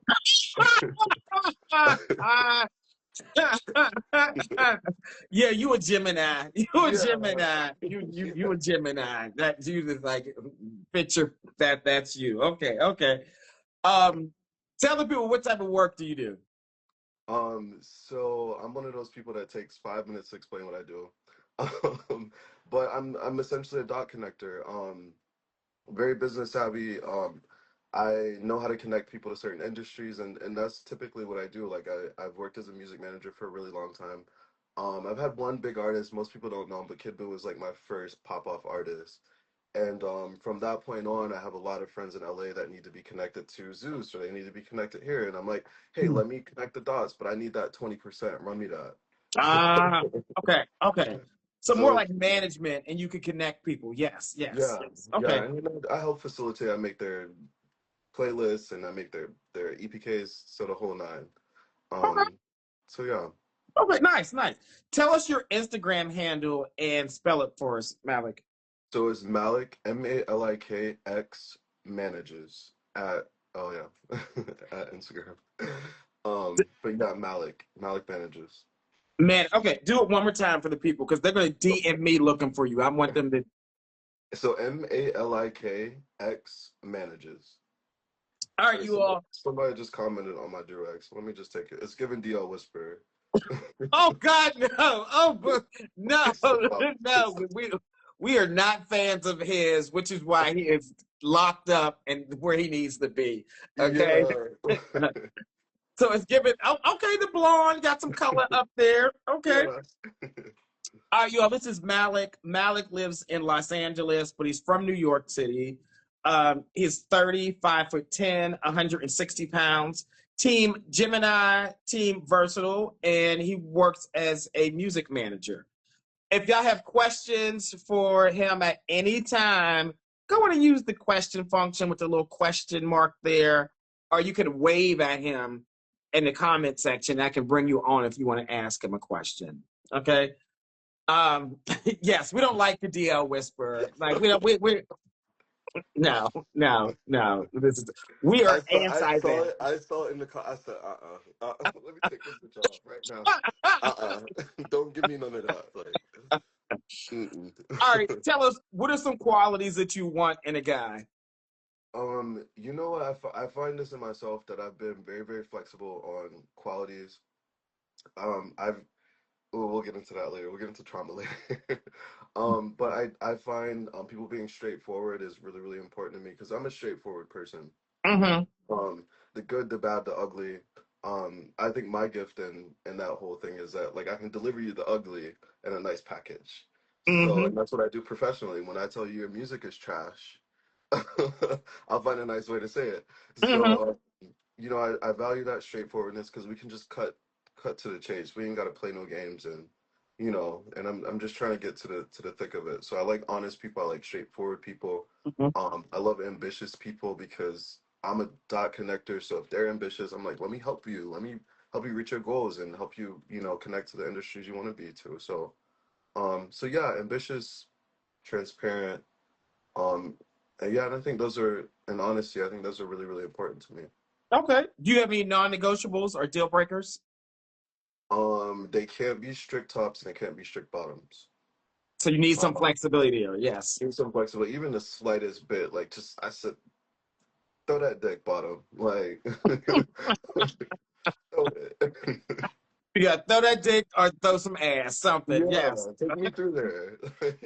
Okay. Let's see what else. What's a good age range that you will date? What's the youngest? What's the oldest?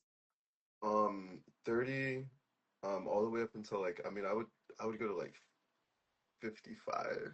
Okay, 30, 55. We What get 50, what about like 56 if your body still look good. you said what? 56 if your body still look good. They 56, they got some nice bodies. Yeah. Yes. Yeah. Do you feel like you're looking to date or hook up? Like what season are you in? I'm really, really looking to like really lock it down because, I've held long-term relationships and a lot of times when they're done, I've poured so much into them. Mostly they've poured a lot into me as well, but in these most recent times when I've been trying to date people my age, I pour so much into them. And I'm like, bitch, now you walking off of what I gave you. So, and it's like I put too much effort and time into it. So it's just like I really want the investment to be worth it. You put money into a house, you want your capital back. So that's my thought process. I will tell you, I've learned to support a man but not build a man. Yeah. Right? I think I'm in the Build a Bear. Hell no. Hell Yeah. no. No, because what is gonna happen is he's gonna leave you. Yeah. Right? It's support him. If he needs help writing a resume, you be like, oh, cool. I'll help them and help you do it. I'll get, like edit it for you or give you some suggestions, but I'm Yeah. not writing your resume. Yeah. I think I've Right? written a resume and helped them get the job. No, no, no. Right? I got you, Support the boo. man, don't build him. Okay? Yeah. What lesson learned though? I'm telling you, Yeah. lesson learned. This time around I've been in three relationships, four relationships, and since I was like about 19.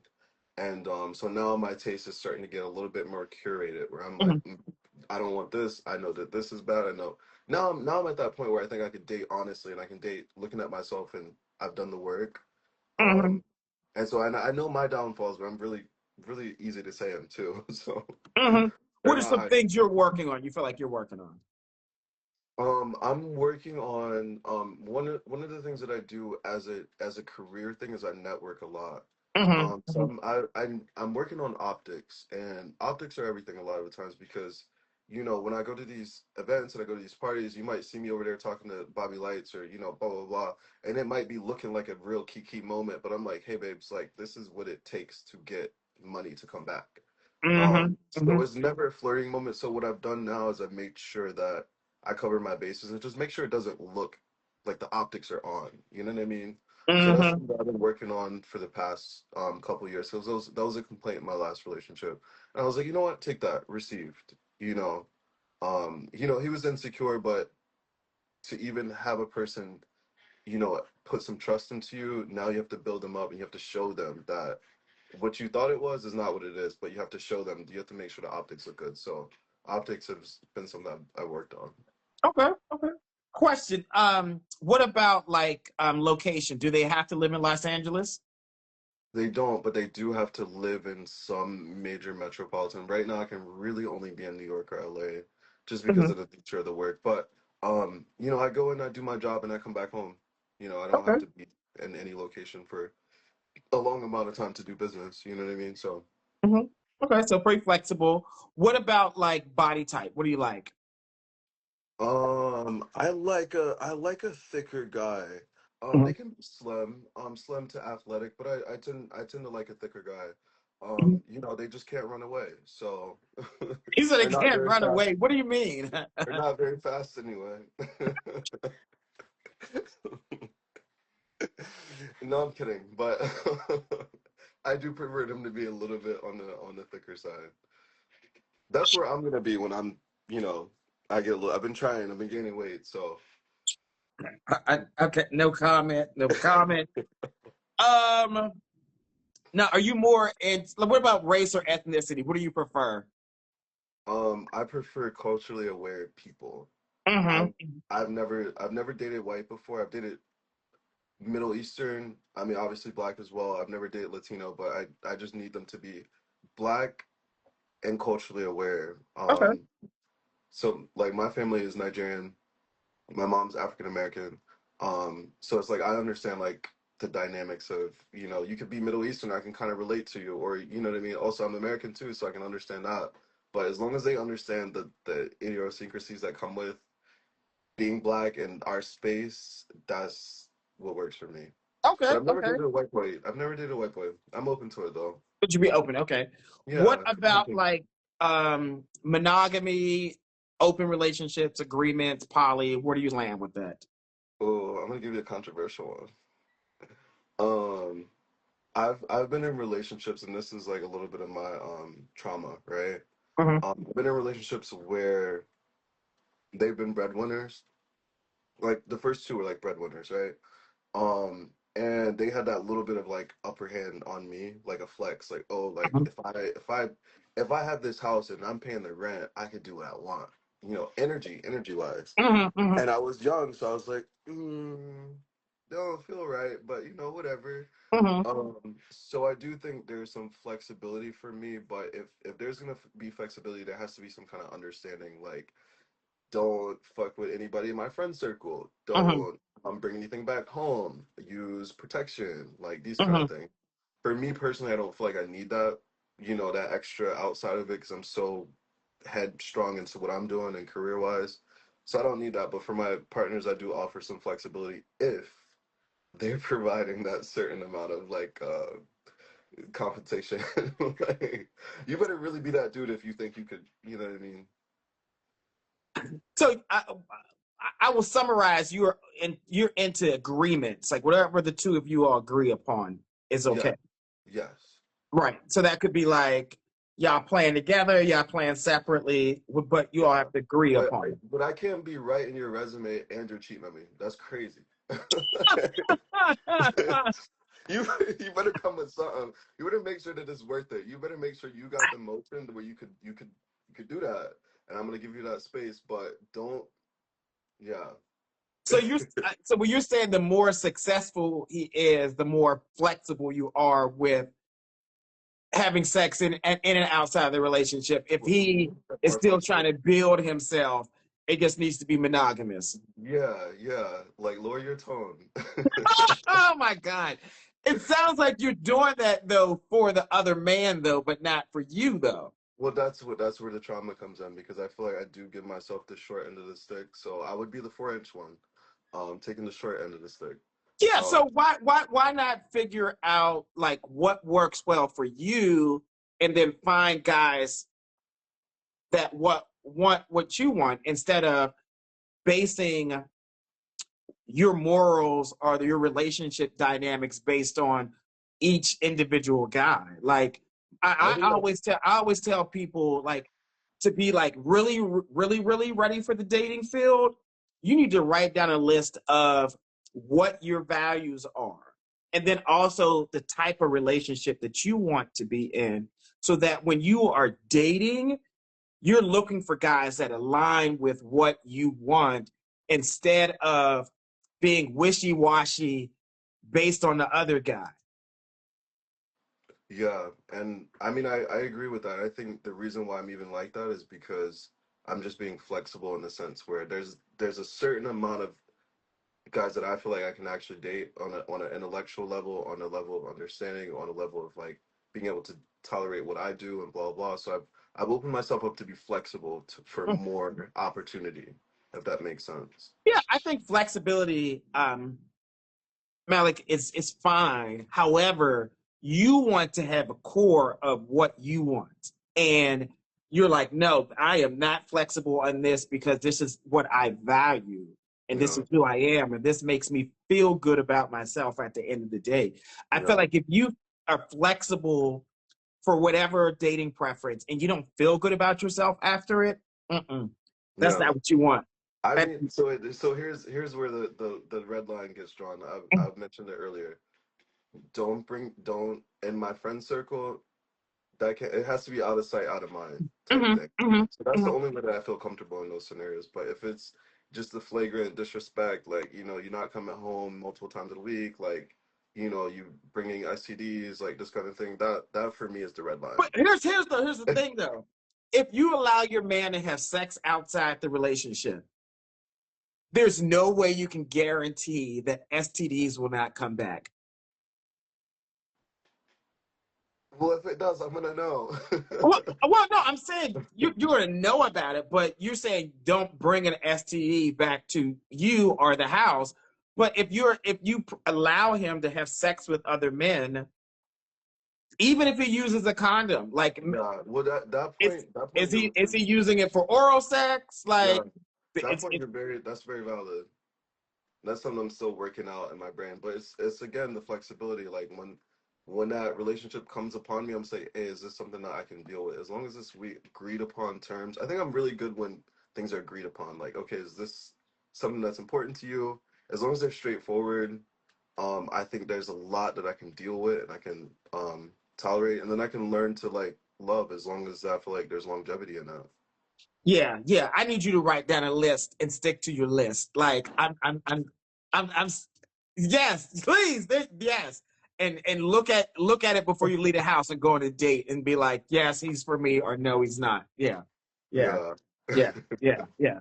And you're 30, which is the perfect time to actually start dating seriously, because that's when most gay men get married, between their 30s and like 30 and 50, 30 and 45. So perfect time to actually jump back into the dating field, but dating with intention so that you can find what you want. Yeah, yeah. People are saying forget flexibility. I'm saying there are certain things you can be flexible He on. said, Certain write things. that vision immediately. First of all, I got the book here, so Yeah, but you gotta, here's the thing. You get to direct the type of relationship that you want to be in. You get to direct that. And then you get to meet a guy and you all make alignment. And then the two of you get to revise that, but it should really just be alignment, not yeah, changing based on income or success level. That, yeah. yeah, no. Look at me being very LA about it. I said, if you if you're at this level, that was very LA of me to say that. No, no, Do you're you being feel like honest. You're being very transparent. With a lot of people would just get up here and lie instead of yeah, just saying what. Because you did say it's a part of like trauma that you've experienced previously. yeah, Yeah. yeah? If you can't pay the rent, lower your tone, lower your tone. No outside boys. If you can't pay the rent, we ain't even dating. Okay, how No, about that? we're dating, but don't cheat on me. You have no No, leverage here. if he can't pay a bill, he can't stay. It can't. It can't. It can't. I'm Oh sorry. God. If the man, no, I'm serious. You are 30. if a man cannot pay a light bill, an electric bill, a cable bill, contribute to the rent, don't let that man move in. Yeah. Factual facts. No one wants to take care of another man. That's the thing. That's why I'm gay. What am I out here dating women? Oh, that is the most unattractive thing in the world, to have to take care of another man. Like, no, I'll be like, no, go take some time, get yourself together. I'll be right here once you come back. I feel like the scarce it's kind of scarce right now. I feel like it's incredibly hard to date. I've put myself out there. I've been single for a year and a half. I've put myself out there, and I feel like it's been incredibly difficult to find matches. I don't know if everyone's experiencing that, Mhm, but I feel like this is kind of my first go around where I've like actually really put myself out there, like mhm, have my morals, have my things that I'm looking for. mhm. I've really stood strong on that, which is why I've stayed single this long. And I just feel like it's been really difficult. So I don't know if that's a common thing, but I feel like it's kind of hard in the gay community because it's like, damn, top or bottom, got to go through that. You got to go through personality and trauma and blah, blah, blah. Mhm. So you remind me a lot of myself when I was like in my early 30s. And it was, there's an expectation that I had to be in a long-term relationship. And I looked at my siblings who were either already married or living with their engaged, have children, long-term relationship. And I'm like, oh, wait a minute, I'm 30, I'm 29. What the hell is wrong with me? Why don't I have a man? Like, literally, Yeah, what's wrong with me? Because there's this undue expectation. I'll tell you, this undue expectation that we should be married. You're 30. yeah, You're 30. You should be have spent your 20s focusing on your career, your friends, figuring out who you are. And then now in your 30s, you start to say, you know what? Let me focus more on finding compatibility.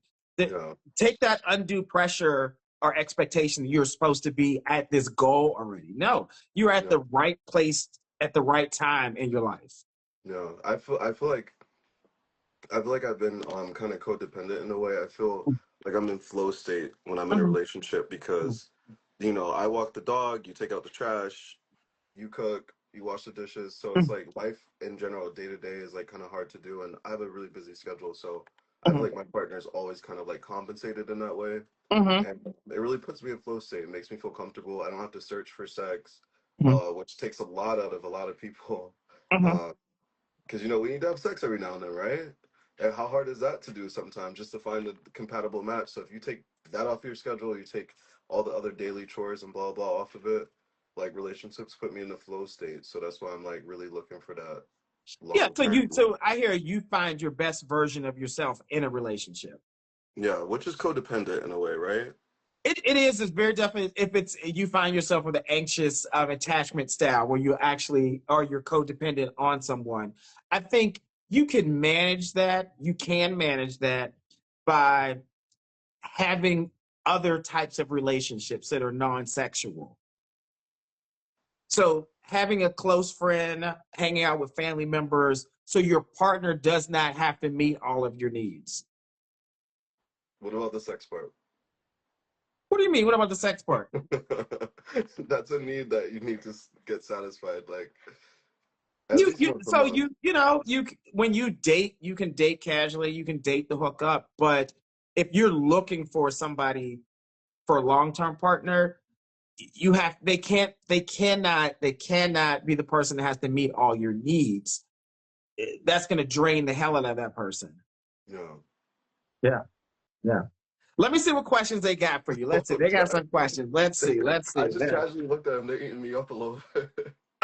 What questions y'all got for Oh, Malik? I'm gonna scroll down. These are all questions from before. Does anybody want to come up and ask him a question? If you do, wave. Let's see. Let's see. Let's see. Let's see. Do you have any close gay friends? Um, I I I have, but they have not necessarily stood the test of time. Um, I have a lot of straight friends. I do have a Hmm. lot of gay associates, but like as far as like super super close, Hmm. not necessarily. But I do have a couple. Maybe like one or two. when I say close friend, like a close gay friend, is that a close gay friend that you can call and be vulnerable with, spend time with, trust? Yeah, I have two. Okay, yeah. Because I think it is a huge red flag if a gay man does not have a close gay friend.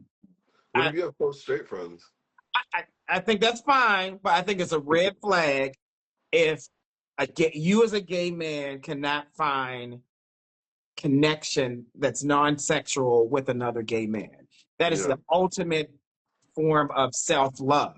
Like, that's what I feel like. That is my biased opinion. That's my very biased opinion. And maybe not the most popular. You had one opinion recently that had the internet in an uproar, and it was something about like if you're a bottom, what was it? Oh, I said if you're a bottom who prefers monogamy, that you may have to modify or be flexible on some of your other dating preferences. Yeah, Yeah. I agreed with that because I mean that's partially the reason why I'm a little bit flexible in my dating because it's Mm. like if I can't get everything that I want in it, then I'll be flexible and I'll deal with it. Yeah, You know? yeah. Because I feel like there are a small percentage. I'll say this.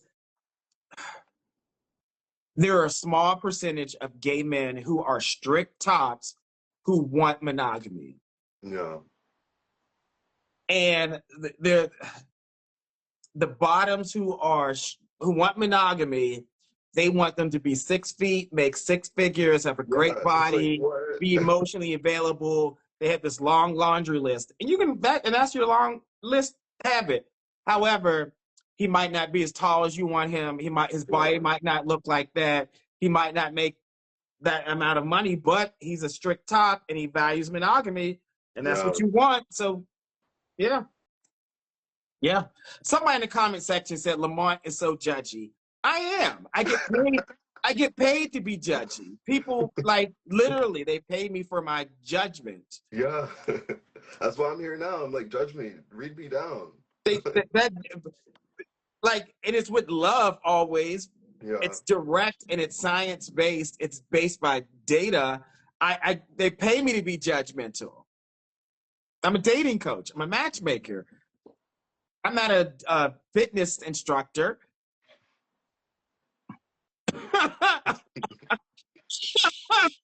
Look, It's like, hello. You would just go Google dating advice then. That's what you would do. Like you would use Chat GPT. No, you oh my goodness, I'm a human. Hello, you're a human. Oh, someone wanted to know for you, what role did you play in the termination of your last relationship? I was mostly top and I kind of got tricked into that one because this is a 6'3" man, Mhm. very masculine looking, but he was very much a girl, on the inside. So it was just like he played that role initially, and I was like, oh, this is cute. Like it feels like it feels like we're friends initially. You know what I mean? There's that Mhm. camaraderie, that brother type vibe, but then we also like fell into like more of a deeper scenario. But he was more bottom than anything. And I feel like he was performatively top just, in the times that I needed it. Mhm. Um but yeah, he was a girl. He was a big girl. When you say girl, do you feel like He he was wanted EJ to be Johnson. treated? Huh? He was EJ. Oh, He so was a he big girl. presented more as a Well, woman. no, he actually, and I'm just being funny by saying this. He actually looks like like a masculine looking man, but his internals are very feminine, very much like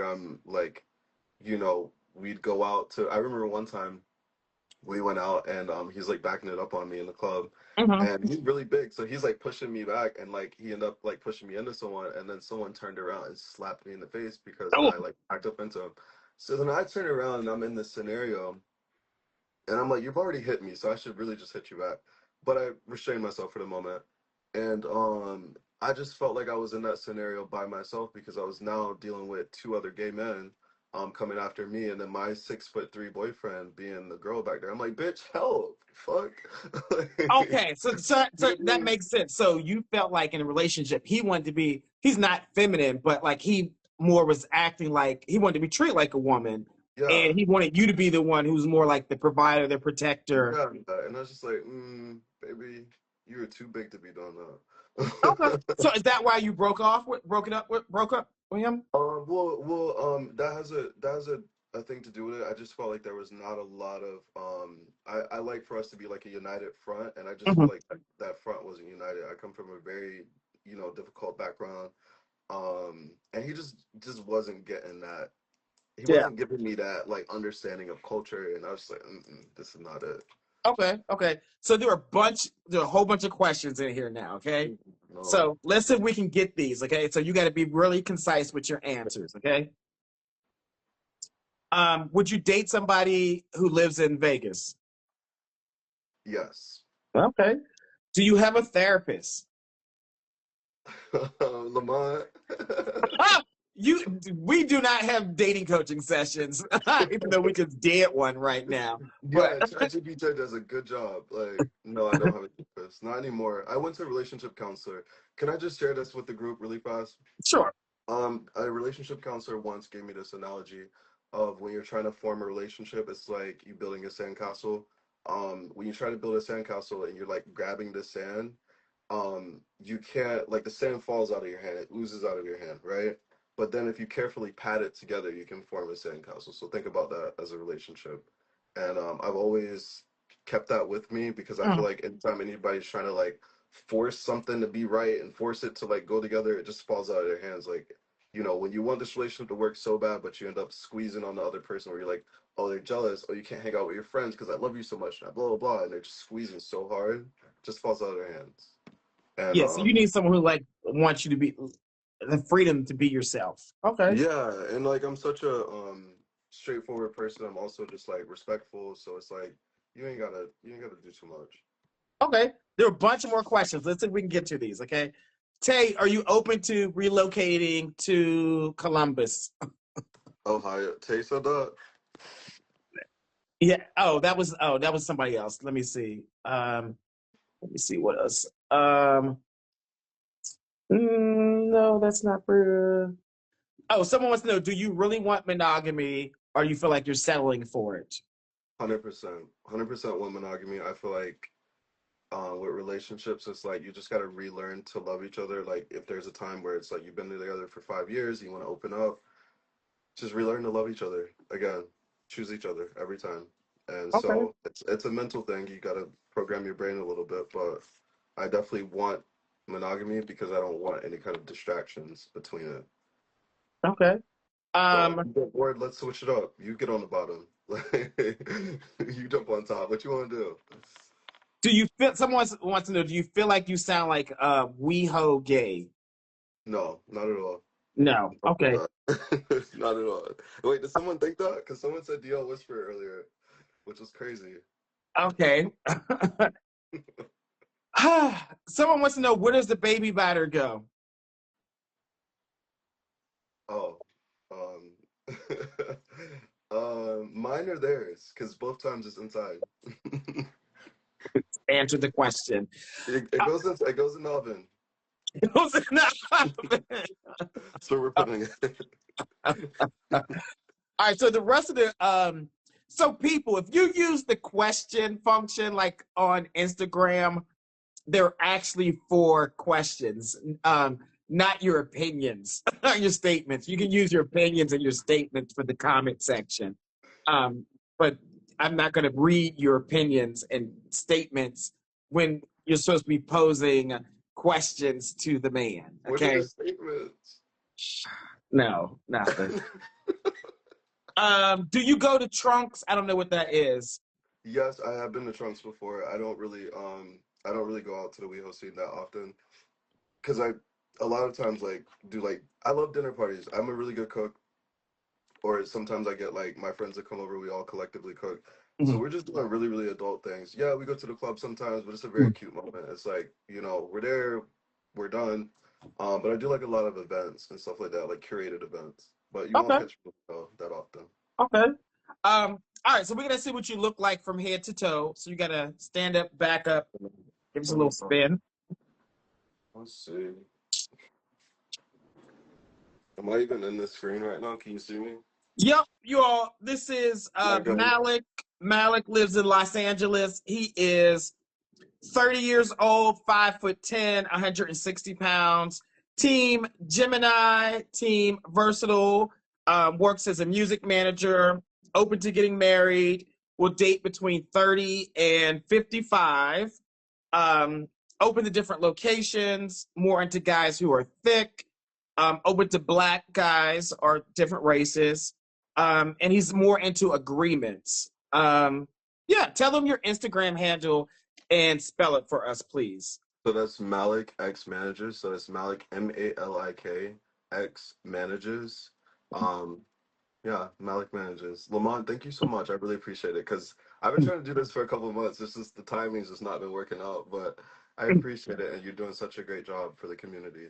Oh, I appreciate the support. And listen, thanks for being vulnerable enough to kind of share your experience, because there are definitely other guys on here who are going through the same thing. And I'm trying to figure out, there is a guy who interviewed with us maybe about a year ago who you remind me of so much. He had like a tattoo on his neck. I want to say his name might be Reese. I'm a double check, but I think the two of y'all might be a good match. So I like 100%. Y'all could either be cousins, but the energy, everything. But I don't know if people who are watching, if y'all remember, I think he had like a tattoo on his neck. I think he's came on the show at least 2 times. You want us to be friends? You want us to be kissing cousins? No, I want y'all to go on a date. That's what I want y'all to do. I want to see. I'm gonna see if I can remember him, but maybe some people in the comment section remember him. I can't remember his handle though. Yeah. Okay, I'm gonna see. I'm gonna see if I can find it. If so, we're gonna make it happen. We're gonna make it happen. I love you, man. Thank you so much. Thanks for coming on. Take care, guys. Have a good one. All right. Bye. Okay, bye. Does somebody say Reese is married now? Okay. I forget. Do y'all know who I'm talking about? I know y'all know who I'm talking about. All right, so I'm afraid to even ask this question, but I do y'all think he is dateable? I want all 139 for you all to answer this question. If you think he's dateable, put a 10. If not, put a 1. What do you all think? Is he dateable? What do y'all think?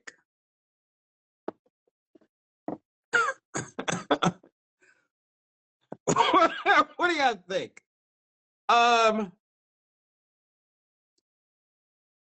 Okay, these numbers are all over the place. All over the place. Art! He's 30. Listen, y'all would like that at 30?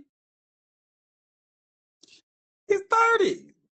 He's 30. Anthony, he's 30.